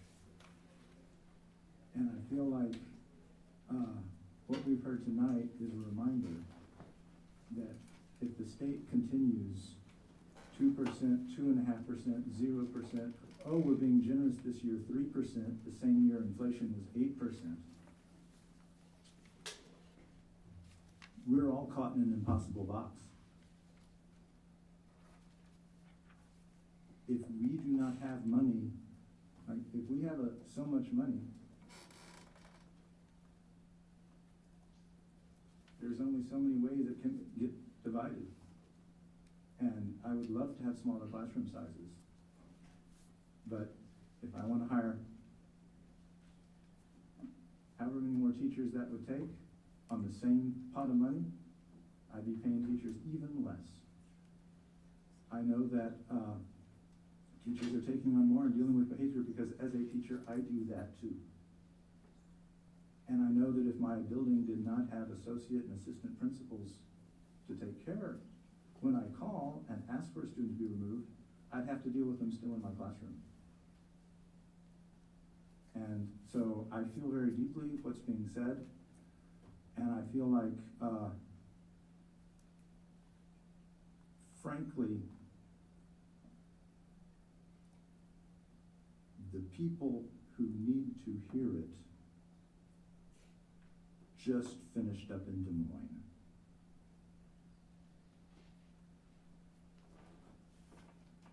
I wanted to give a shout out to the play because, excuse me, the musical, because it was quite amazing. Again. I mean, there were some other things I wanted to share, but they've escaped my mind at the moment. All right, Director Parkin. I just want to say thank you for everyone that's still here who came up and spoke tonight. I know it's hard, and I hope you never feel afraid or scared to come up here and talk. And thank you for speaking out, and your words are soaking in. I had some other stuff, but I just want to leave it at that tonight. I'll pass, President Markin. Yep. I also wanted to thank everybody that took the time to come up here and speak. That takes bravery, courage to come up and speak your concerns. A lot of people aren't comfortable with that, so I do appreciate all the voices that we heard tonight. I do also appreciate the thoughts that were put behind the statements and the recommendations and solutions. You know, I'm of the mind, I just share communication, and this, you know, again, I'm new. I like to say, not to make an excuse, which is what somebody says before they make an excuse, but you know, just being new and figuring out how all this stuff works, I still look at it as, a lot of words were used, but I look at it as an entity, not a machine, because that takes emotion and personality and everything else out of it. We're a living entity. Our students are obviously our lifeblood, the children that we are most concerned about, but I know the staff and the teachers, I mean, that's our pulse, that's our heart, and we want to make sure that that's doing well and functioning well.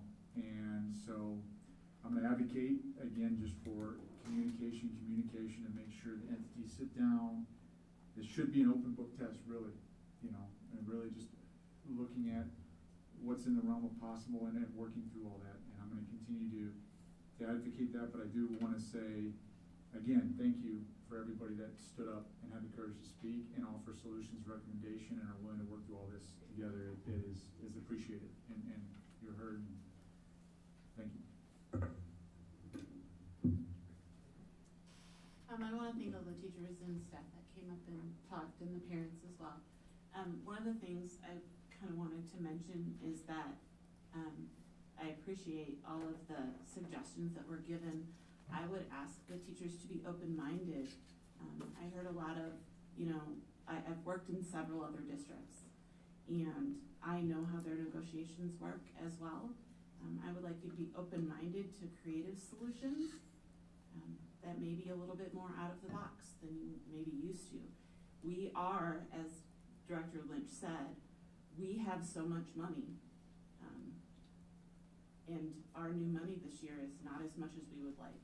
Unfortunately, what has happened at the state level is they have pitted us against teachers, and we want to work with you. It's not that we don't value you. Please do not think that this board and this district do not value you, because I hear every single day how valued you are. I know that you're not feeling that. Be patient and work with us to come up with some creative solutions that can give you the compensation that you deserve.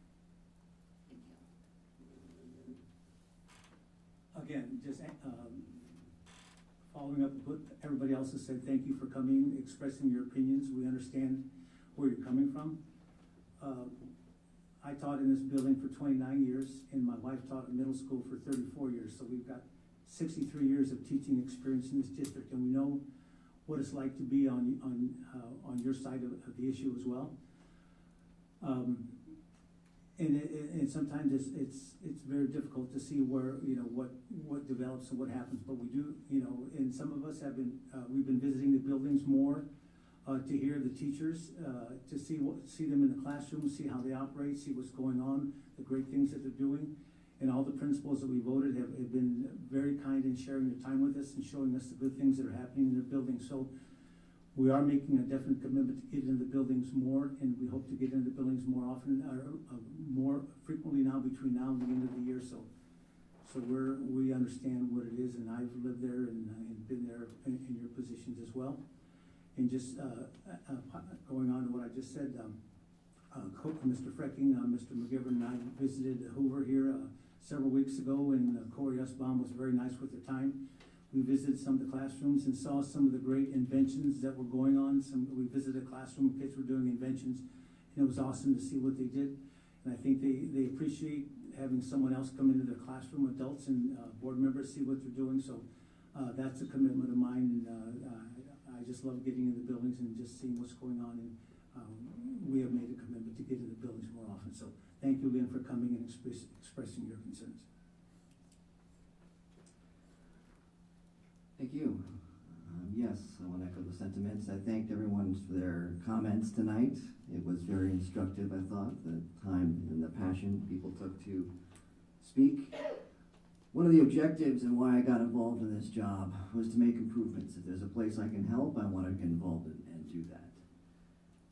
Part of that is increasing our morale. Being in the military and the Navy on a ship, we're very much a family on the ship. So whether it's family, group, team, the notes I'm trying to strike is we're all in this together with one budget. So however lens you want to see that, that is what we're trying to figure out here. Government has no money. The only money government has is what is involuntarily harvested from the citizens. And we are given a share of that to try and figure out how to run this operation here.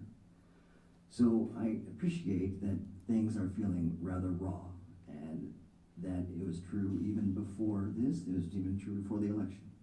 So we're trying to improve that. I very much believe in visiting the front lines. I've been through every school. I'm gonna visit the bus barn, that's the last of my list this week.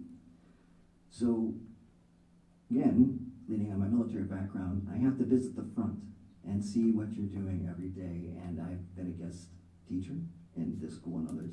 I very much understand the challenges. I have challenges coming up with 45 minutes to talk about in one class when I'm invited. To have to do that every day and keep control is an immense challenge, and you are entitled to compensation for that. And we are diligently working to find a solution to that within the constraints that we are up against. So I know you're underappreciated, and nothing talks like cash. All right, we're trying to find it for you. But, you know, and we're going to work in off season here with our legislature and present these concerns as far up as we can. We have great access there, and get in front of these problems for the next session.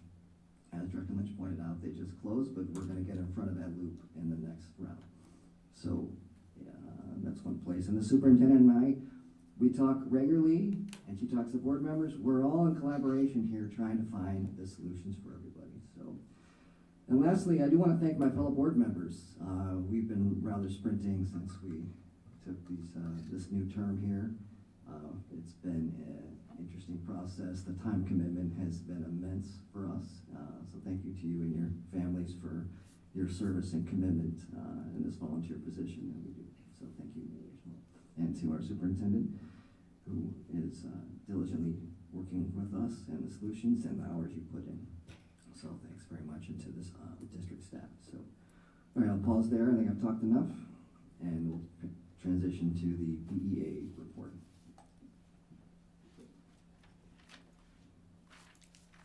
My daughter's here. She's embarrassing me. I'm sure that's mutual. Bring her up. I told her to come up here. Look at her, she's embarrassed. No, she's gonna like hide. All right, good evening, everybody. Well, they came, they talked. That's only a fraction of what we've been hearing since April 4th when we came to the table at the start. Our teachers are incredible. I mean, they exude passion, pride. We talk about pursuit of educational excellence. We can't have better teachers. They are just astounding.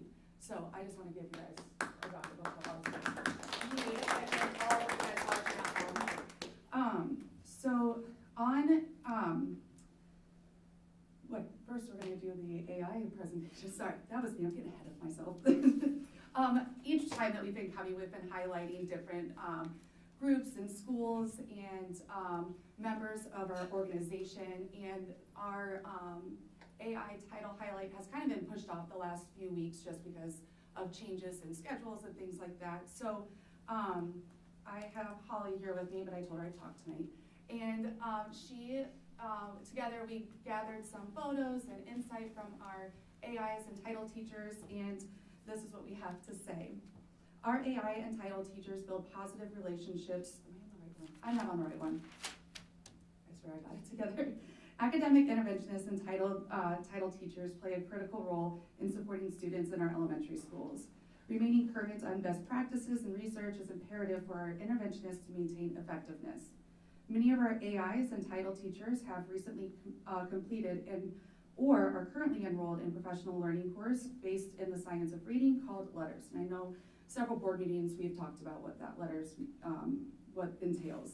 Many of the strategies that they have learned through their coursework are reflected here in these photos that I'm sharing with you today. So we have our photos from Neil Armstrong. And then we have Paul Norton. Interventionists are critical to our multi-tiered systems of support within our schools, and their efforts have been instrumental in mitigating the academic challenges our students have faced due to the impacts of COVID-19. And here we have Mark Twain. Our interventionists are experts in what they do, and they make a tremendous positive impact in our district. Our interventionists assess students' academic strengths and needs, utilize data to inform decision-making, develop and adjust individualized intervention plans, monitor student progress, and collaborate with teachers, parents, and other professionals to support student success. And we have Hoover and Grantwood. Our AIs and title teachers build positive relationships with students, help them overcome academic obstacles, and give them the tools they need in order to reach their full potential. Without the help of our interventionists, fewer students would get the individualized instruction that they need, which would cause student learning gaps to grow. We want to recognize and thank our interventionists for everything that they do.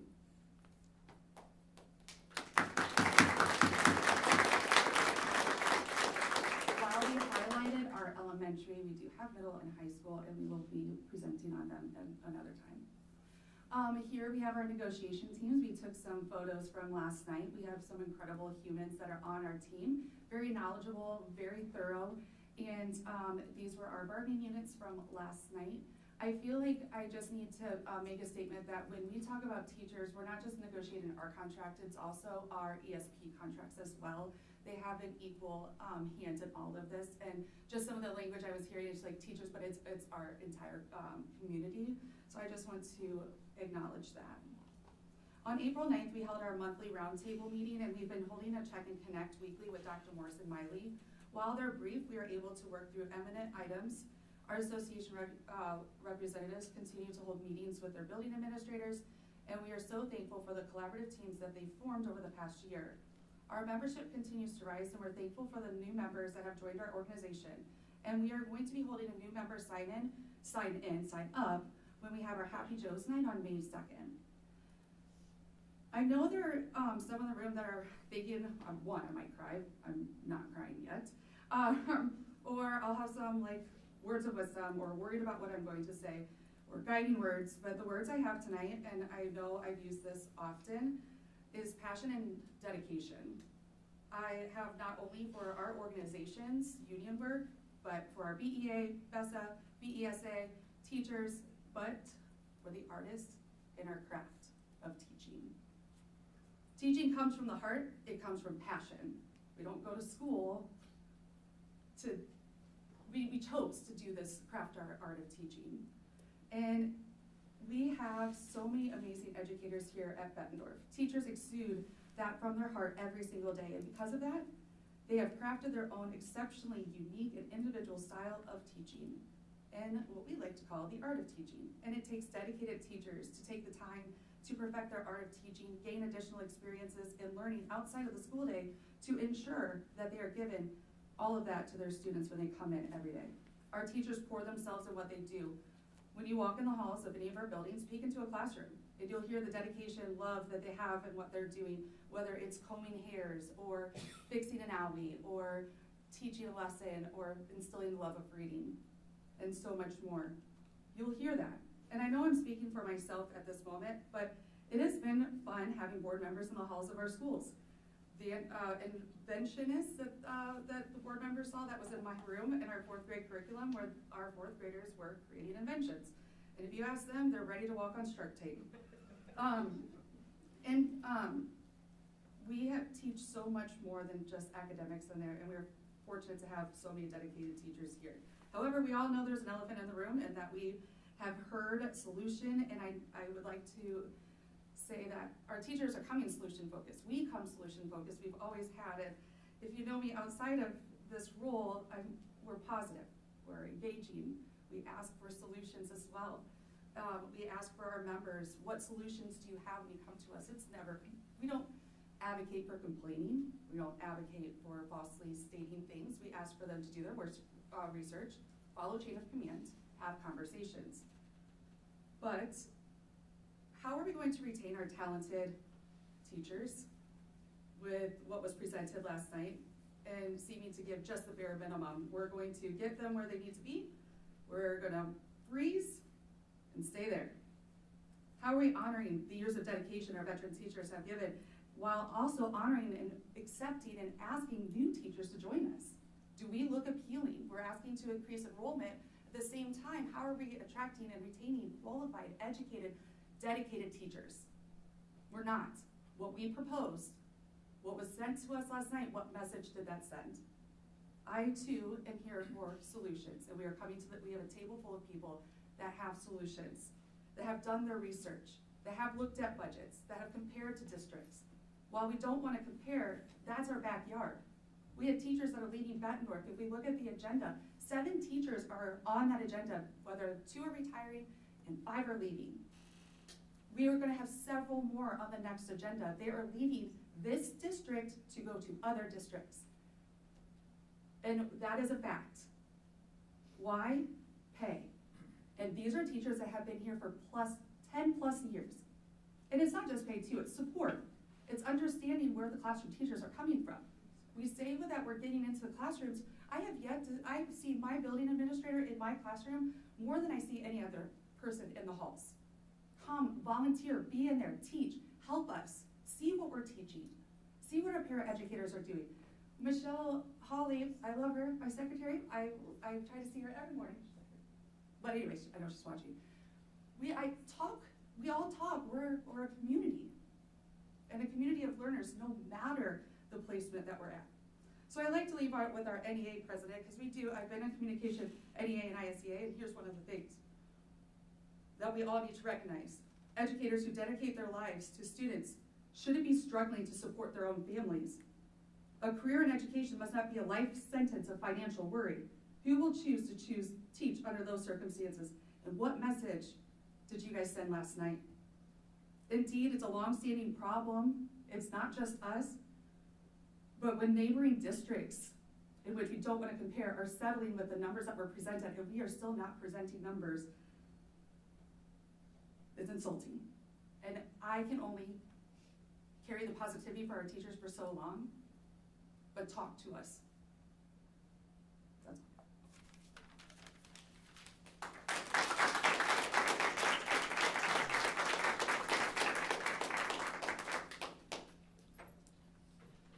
Okay, BESA report.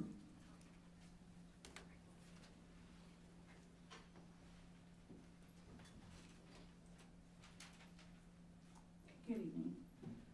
I want to start by wishing all of our BCSD secretaries a very happy Administrative Professionals Day. You are the glue that holds our buildings together, and we couldn't do it without all of you. Thank you for all you do. I hope you all had the opportunity to go see the BHS production of Chicago. It was a fantastic performance and showcased many of our talented high school students. March and April were busy months for ESPs across the state as we attended the National Leadership Summit in Chicago, the National ESP Conference in Las Vegas, and the ISD Delegate Assembly and ESP Conference in Des Moines, where I presented on behalf of our team on the peer mentoring program. We will continue our learning this summer with the NEA Representative Assembly in Philadelphia and Summer Leadership Conference in Des Moines. We are extremely fortunate to be a part of an amazing state and national organization that provides these learning opportunities for our education support professionals and teachers. One of the things we are most excited about occurred in Las Vegas at the National ESP Conference.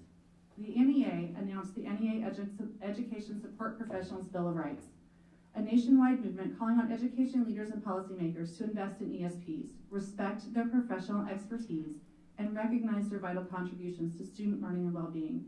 One job should be enough. The Bill of Rights reads as such, and you guys can refer to the photo that's on the board if you'd like. ESPs want and deserve fair compensation. One job should be enough. ESPs should not have to work multiple jobs to maintain financial independence. Recognition and respect. ESPs play a vital role on the education team and in students' lives inside and outside the classroom. They keep our schools running and our students safe, healthy, and ready to learn every day.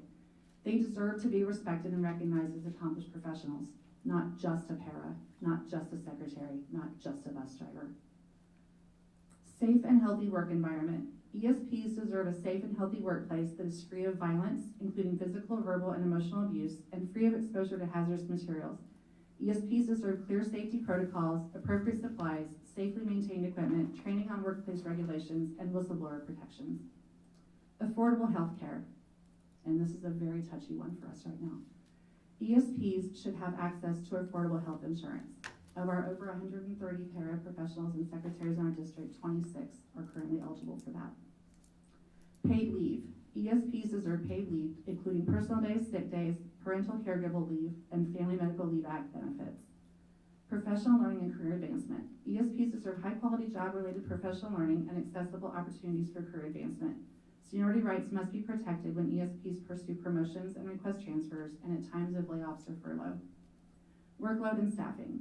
ESPs have the right to a workload that allows them to excel in their assigned positions. ESPs deserve a voice in establishing fully staffed shifts, clear work protocols, and resources that support their careers. Retirement. ESPs have the right to secure retirement.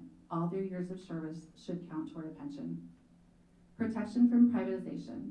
ESPs should be free of the threats of privatization that risk the stability of school communities, silence the voice of employees, and further undermine the value of the services they provide in their jobs.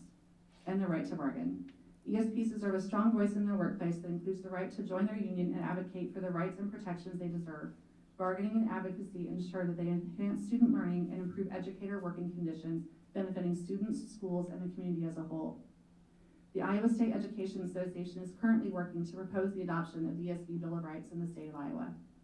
We are very fortunate, and I want everyone here to understand, we are very fortunate that BCSD already provides some of the items listed above. We appreciate the efforts being made to improve professional development, the generous paid leave, the addition of the peer mentoring program, the opportunity for our paraeducators to continue their education and become teachers with the full support of the district, and of course the right to meet with district leadership not only to bargain, but on a monthly basis to collaborate. But we can and should do better.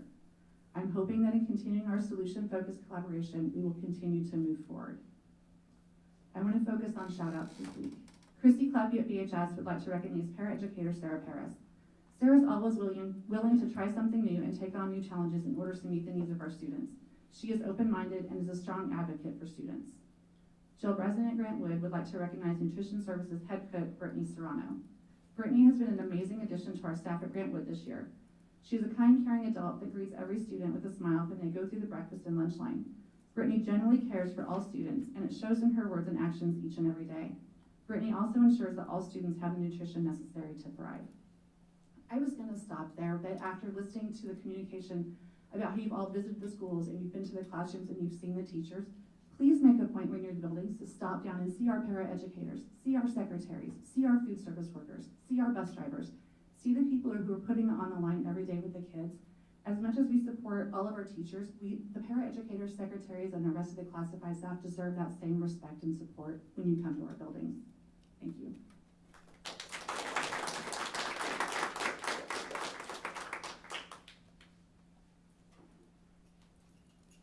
Okay, Student Board Representatives report. Charlie. Good evening, directors. Student Council has been up to a lot in the past month. It has been a while since I've given a presentation, so I'll give a rundown of what our spring committees are up to. But first of all, I would like to shout out the freshman class in the Student Council. This is their first year, and April 12th, they held a bingo night. It was very successful. The rewards for actually getting a bingo were substantial, and I know everyone who attended had a lot of fun. So we do have a bunch of committees going on right now, but the first one I wanted to shout out is the variety show. Every year, VHS Student Council hosts a variety show, which will be an assortment of different talents, and it varies every year, but there's generally singing, dancing, people playing instruments, and more. This year, it will be held this Friday, April 26th at 7 p.m. Admission is $5, and I believe it'll be in the VHS pack as usual. Yeah, and very simple, hope to see you all there. Next, the Student Council has started a new committee this year called the Bettendorf Beautification Committee. This committee is intended to improve the surroundings and environment of Bettendorf High School for students. Right now they're in the process of getting started, but what they're hoping to do is add more greenery to the building, because as students are inside for the vast majority of the day, it can wear some down, especially with the same monotonous looks to different parts of the building. Next, we're also having our Community Service Week in May. This annual event is a time for students to help give back to their communities through various activities. It'll be May 13th through May 17th this year, and students will be able to have the chance to attend various prides where they can engage in activities. I know last year some of the activities included making friendship bracelets and creating tie blankets to be donated to various causes. Next, we had to push back the date of our middle school exchange. This year, it'll be on May 13th now. This is an opportunity for students from high school and middle school to get together, exchange ideas, and learn how it is to be a high schooler here at VHS. This is primarily focused on leadership and educating those middle school students, just to kind of give them a light of what it can be to be a high schooler and not just the same daily drudge of going through classes. We also have our Little Leaders program, which is very similar, except intended more towards the elementary schoolers. This I don't have a date for on hand, but it will be held within the next month or so, and it's the same program for, I believe it's 5th graders. Finally, Student Council has also been in the works planning for our end of the year ceremony, the Old New Banquet. This will be held on May 20th this year, and it's not open to the public, but I'm just announcing it because it's our time where we can celebrate all the incoming and outgoing members of the Student Council. I would like to congratulate all of those who are on the Student Council for the 2024-2025 roster, and that council will be led by President Finn Boyle and Vice President Calista Rasmer, who are going to be seniors next year. And lastly, prom. This is a big event that seniors have to plan, and we spend our entire 4 years on the council planning it out, fundraising, working hard, and I'm happy to announce that after a lot of work this year, we are able to continue the tradition of student councils having a free prom for students to attend. After prom does have a cost, but the prom this year, held at the Putnam, is free for all senior students and their guests to attend. So we're very happy to say that, and it'll be May 4th this year. So expect to see a lot of students around the city taking pictures. All right. We have 2 left, I think, with us. So I was talking with Ms. Mahoney earlier today, and because the final day is 2 left from here would be May 22nd, I'll be done with school by then, and so we discussed it'll be after the time I'm retired as a student council member due to the May 20th Old New Banquet. It doesn't say the alumni representative report. Exactly. So I believe May 8th will be my final report to you all. All right, any questions, comments, or concerns? All right, I have some graduation invites to go pick up from Staples, so have a wonderful evening, everyone. Thanks for being here. Thanks, Charlie. Thank you.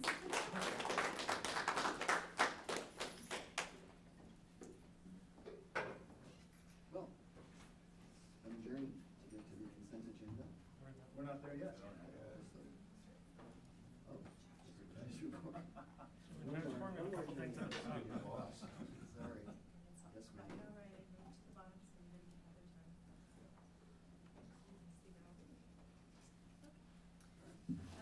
April was a very busy time in terms of celebrating and recognizing our staff. But first I want to echo what our directors have said. Thank you to everyone who took time away from their families and their other commitments tonight to be here.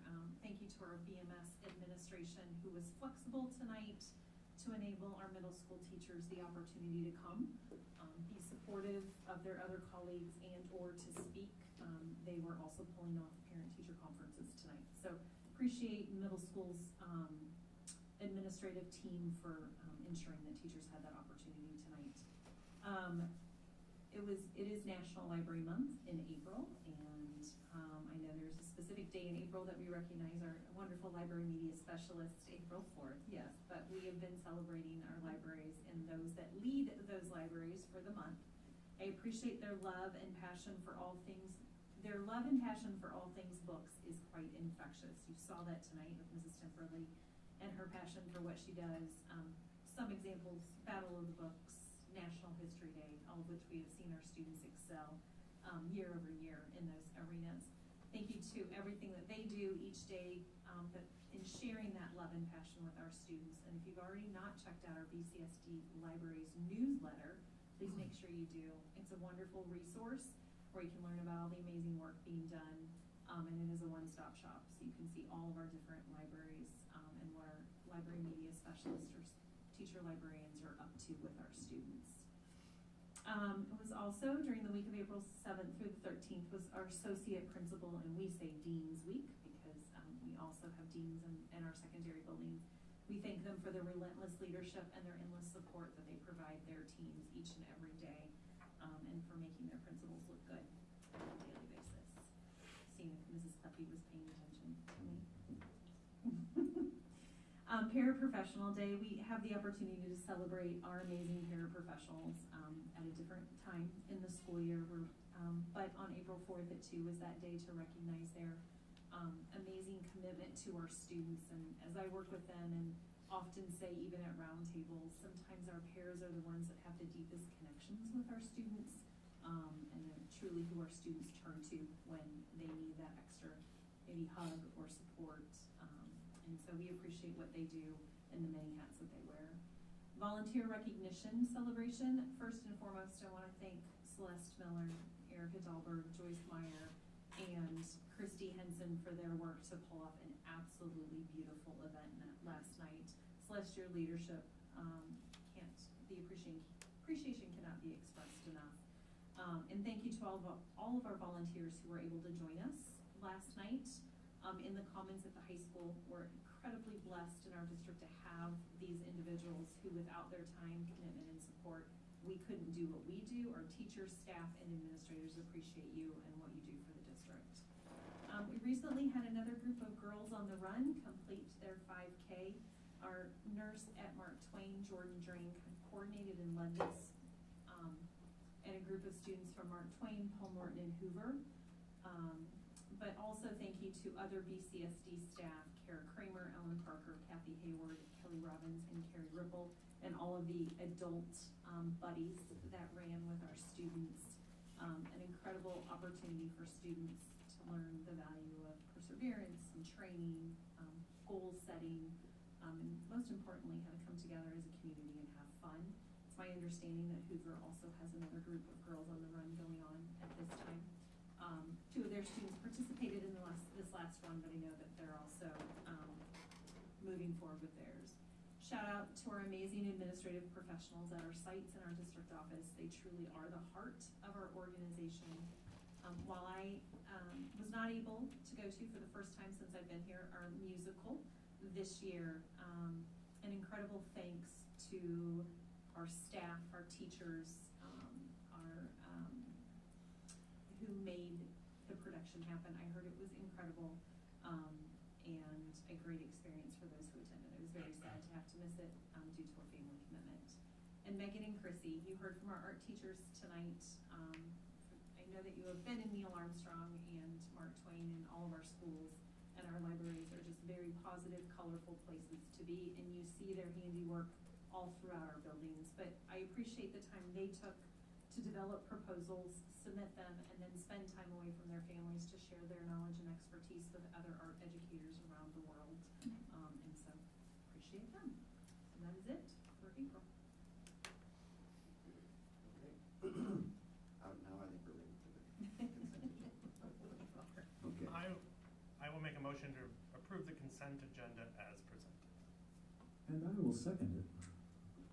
Okay, there's a lot in there, consent agenda, so if anyone has any questions, no questions on consent agenda? All right, got it. Okay, that's it, so you should have read it earlier, and we're going to do a roll call. Director Champion? Yes. Director Freckey? Yes. Director Larkin? Yes. Director Lynch? Yes. Director McGivern? Yes. Director Smithson? Yes. Director Castro? Yes. Motion carried 7-0.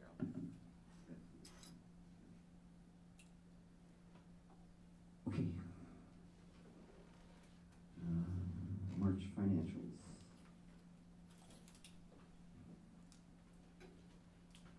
Do we do a motion on this one? Oh, yeah, we do. I move we approve the March financials as presented. Second. Okay, now we'll pause for some discussion. Any questions? Questions? Thank you.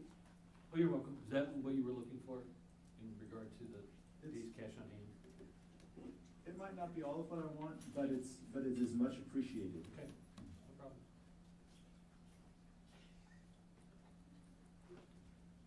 All right, wait till Director Champion gets back for a vote.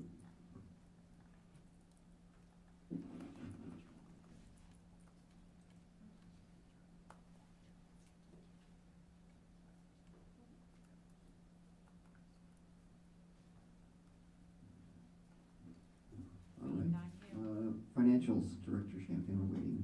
Do you have any questions? I do not, I'm All right, sorry. let's do a roll call. Director Freckey? Yes. Director Larkin? Yes. Director Lynch? Yes. Director McGivern? Yes. Director Smithson? Yes. Director Castro? Yes. Director Champion? Yes. Motion carried 7-0. All right, do we have a motion for the budget? I move we approve the fiscal year 2025 proposed budget as presented. Second. Okay. Any discussion on the budget? Yep, so looking at some of the line items, I'm just trying to get familiar here and things. The line item on number 5, earnings and investment, looks like that came down significantly. Is that, a lot of my questions will be, do we anticipate those as, when I say one-offs, or is that a continuing trend that's going to continue to go down? Or I guess what constitutes that earning and investment? Those were more than 12-month investments at the higher rate, with regard to interest rates at that time when they were invested. So it's just a projection of what we'll be able to invest at current rates. Okay. As opposed to getting 5, 6, 7, you're 2, 3. So that's the anticipated decrease. Is that It's brutal. Is that a trend that will continue beyond? I wish I knew that, because if I did, I would be somewhere else. Basking in the sun, reaping the benefits of my own investments. Or But- be the Fed chairman, so. Yeah, I was gonna say that's based on the Fed rate that is set. We don't have control over that, correct? Influences. And then for line item 12, so what's all included in the other state sources? And you, Really, these are good questions, but I think the real answer will come when you go to IASB and you sign up for the financial workshop on a Wednesday. Okay. Because there's, That's That's a big long question. learn how to I read guess- this I sheet guess- of paper. yeah, I guess- and we can't do all of that tonight. Gotcha, okay, that's fine, no, that helps, because the questions I have looking at this is just, I think you made a statement, so we don't have our audited numbers. Correct. And no indication from the auditor as to when they will have that done? oh yeah, February. Not to be facetious, but that's what we were told. That's what February. I mean, what is our, Leverage? yeah, what's our leverage, what's our? We don't have any, because we don't have any auditing companies that will even come Correct. here because of past drama. Well, and the other thing too. Specifically our district, or Yes, there's other specifically our districts? And to that. It's true. To that comment, we have an out 30-day notice. I've called, everybody's booked, it's the end of April. I mean, you're booking your auditors back in February for this school year. Okay. So, we have 1 year left with this firm. I I'd suggest that we look elsewhere. Yeah. If possible. And then I guess, just, general questions, when I look at our expenses and things, which one did I have? With the plant and operation maintenance, is that something trending? Because I noticed about $1 million delta between 23 and where we're at today. Is that just? That is a combination of Save and Pebble, I believe. Okay. And Pebble has been trending, Save has been trending up because sales tax revenues have been higher than expected. Okay. Pebble is consistent, that's a property tax. That's the, what is it, the buck 30 voter approved and the 35 cents board approved, or I've got my numbers off, but. $1.67 So Total. voter, yes. So then. And that's very much a categorical fund, can only be used for buildings, Right, Chromebooks. right. You also have to remember your expenses to heat, to air condition, to light Okay. the buildings, like, think about your own personal Right, utilities, they've gone up too. Right, that makes sense. So, and it costs more to keep up aging buildings. Okay. Boilers break, roofs need to be patched, so. IT stuff has to be replaced. Yeah, the only line item I'm curious about for 2025, and perhaps this is, I'm looking at this differently in things, is the, do we have any anticipation on, is there a line item in there for the teacher salary bill and money, or is that not included in something like this? That's included in our income, That- correct? Yeah, it would come through your, what was that may be the other state sources, I don't remember Yeah, that's exactly right. where it is, but like your state foundation aid is your SSA. So we're generating at 2.5%, we didn't, because of our enrollment, we weren't gonna generate enough new money, so they gave us 1% this year, which is our budget guarantee of $308,280, I think, Bob, if I remember correctly. So I don't quite know where they're booking the approximately $246,000 that we're getting in additional TSS money, but it's a categorical, meaning it has very restricted use, but that would come probably, as I'm quickly looking at this, the other state sources, and we don't have these lines always memorized. Is it included in that or not included right now, because we're just not sure what that's gonna look like? I don't know if it was included at the time they loaded our aid and Yeah. levy, because I'm not sure that they had passed that yet, but it's $246,000. It's not, it's a nice additional chunk of money that we are earning, to help bring those teacher salaries up, which we absolutely agree with, but it's not gonna change this significantly in this budget. Plus, this is, correct me if I'm wrong, this is a fairly preloaded budget based on our last numbers, As I correct? said Like, earlier, we really have only a few levers we get to control in our aid and levy worksheet. So this document is generated from what we call our aid and levy worksheet. A lot of that is populated, the majority, is populated from the state based on data that we are required to provide them. So your beds data, which is loaded about staff, years of service, all the other different things, what their titles are, what their certifications are. Our enrollment count on October 1st is loaded in. That number drives your state foundation aid. I mean, there is not much room for creativity in terms of how you develop your budget, in Iowa school finance. Correct. And a lot is then driven from that SSA.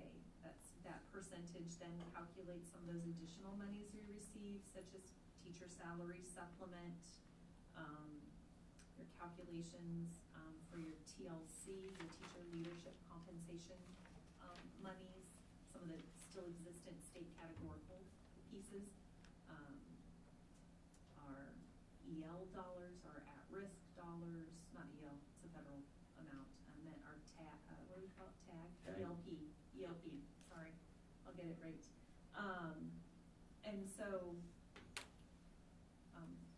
and then they come in, Iowa has, as we've given you that graphic before, the school finance graphic where it shows the buckets and how they're attached. Mhm. There's a lot of, there's not a lot of latitude on how monies are spent. Okay. It's not like private sector or even other entities of government. Thank you. Okay, let's do a roll call. Roll call. Director Larkin? Yes. Director Lynch? Yes. Director McGivern? Yes. Director Smithson? Yes. Director Castro? Yes. Director Champion? Yes. Director Freckie? Yes. Motion carried 7-0. Thank you. We have a motion on the policies. I move we approve the policies as presented. I'll second it. Very good, kind sir, and roll call on the policies. Director Lynch?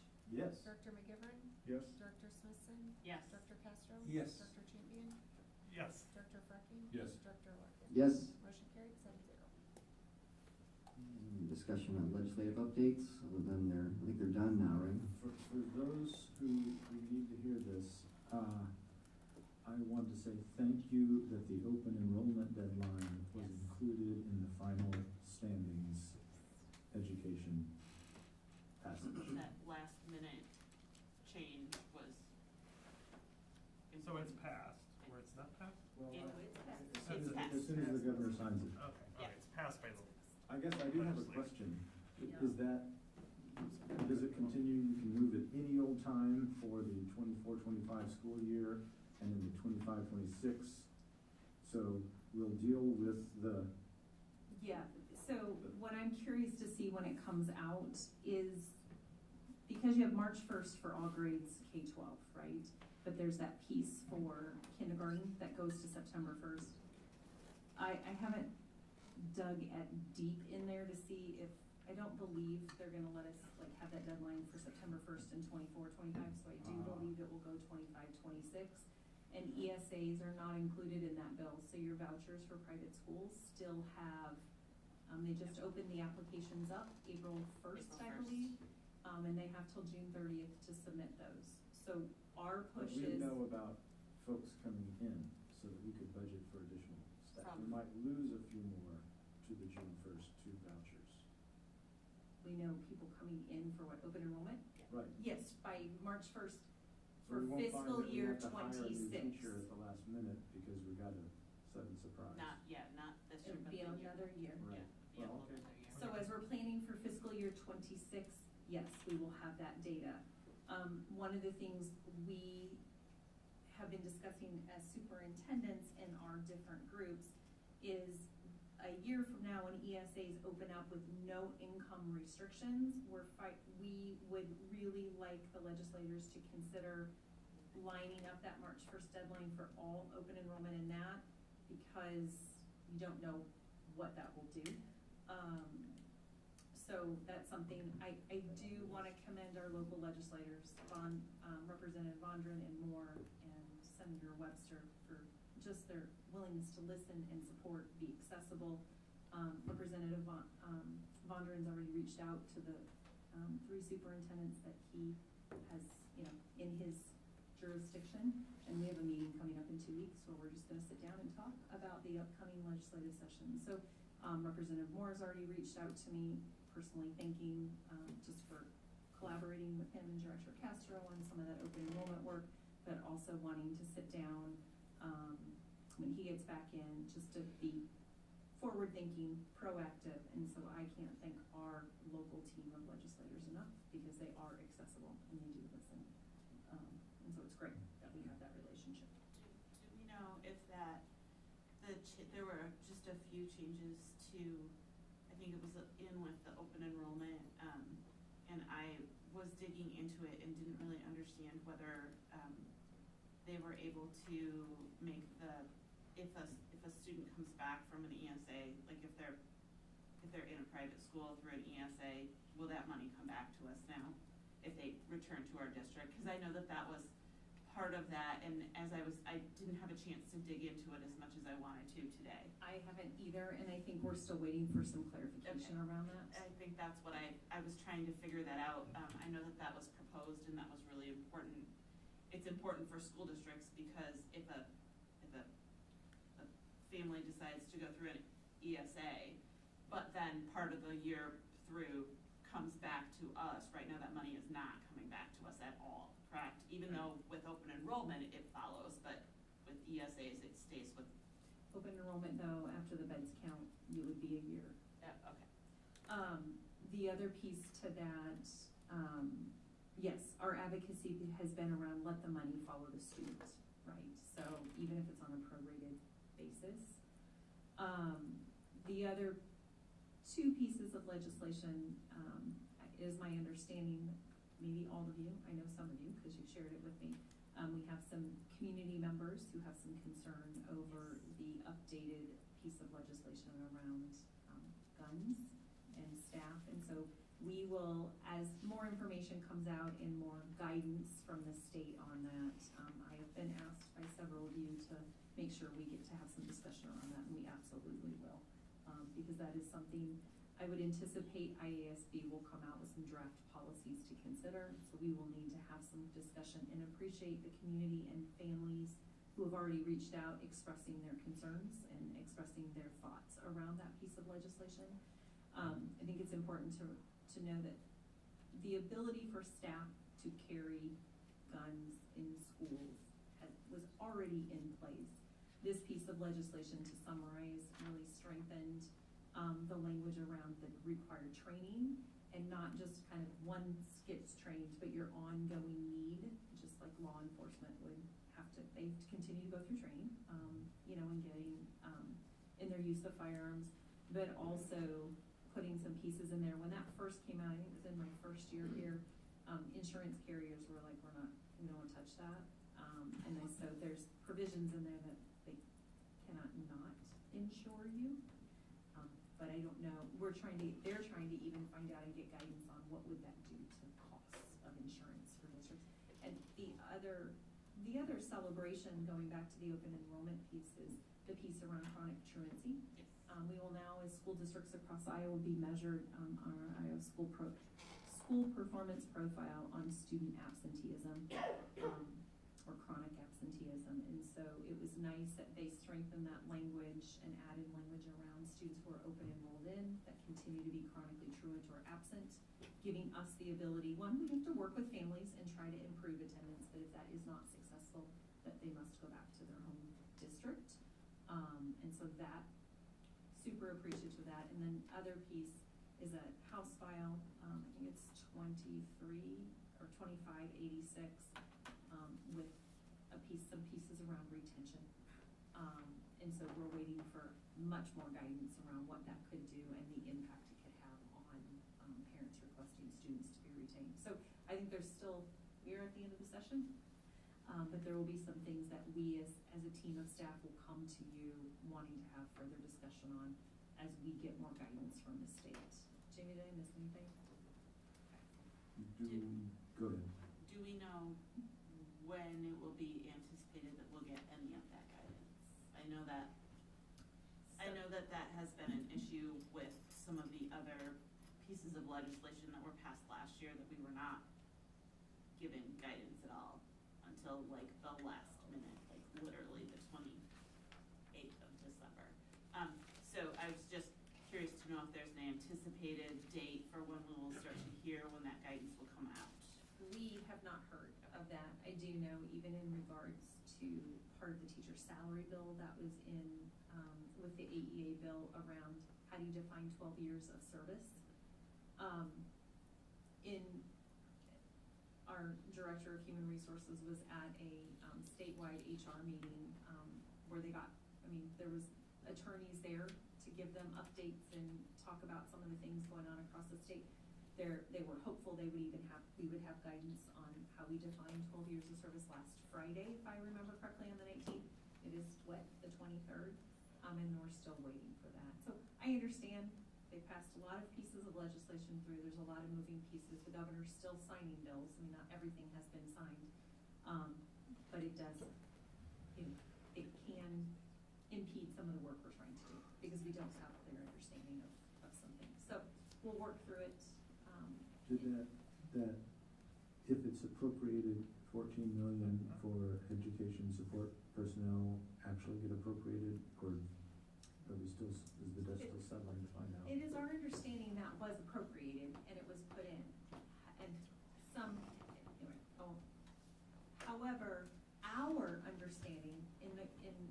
my various superintendent meetings is because our minimum salary for our education support professionals is above $15, we don't anticipate seeing any money because we don't need to be equalized, right? We're above the $15.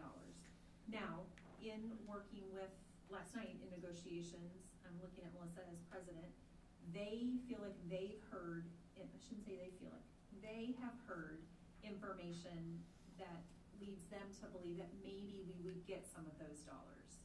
I actually got some clarification prior to the board meeting. That is part of the documentation that we have to provide to the state by July 1st of 2024. We have to actually apply to receive that money. Right, So and that's part of my the process. anticipation, based on what I've heard, is even if we apply, they're gonna ask what all of our salaries are for that those categories of employees.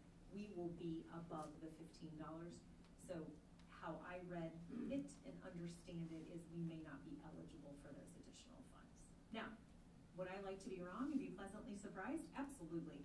But I don't, because if you think through how they've done the teacher salary supplement, it's an equalizer, right? They took the Bett's data from October, looked at how everybody was loaded, where your salaries were, what teachers were, calculated that, and gave you an equalizer off your current TSS. And our paraprofessionals are in our beds as well, correct? Mhm. That's what I thought. And I'll we use have to, beds as- it looks like we now have to load some additional data Okay. in.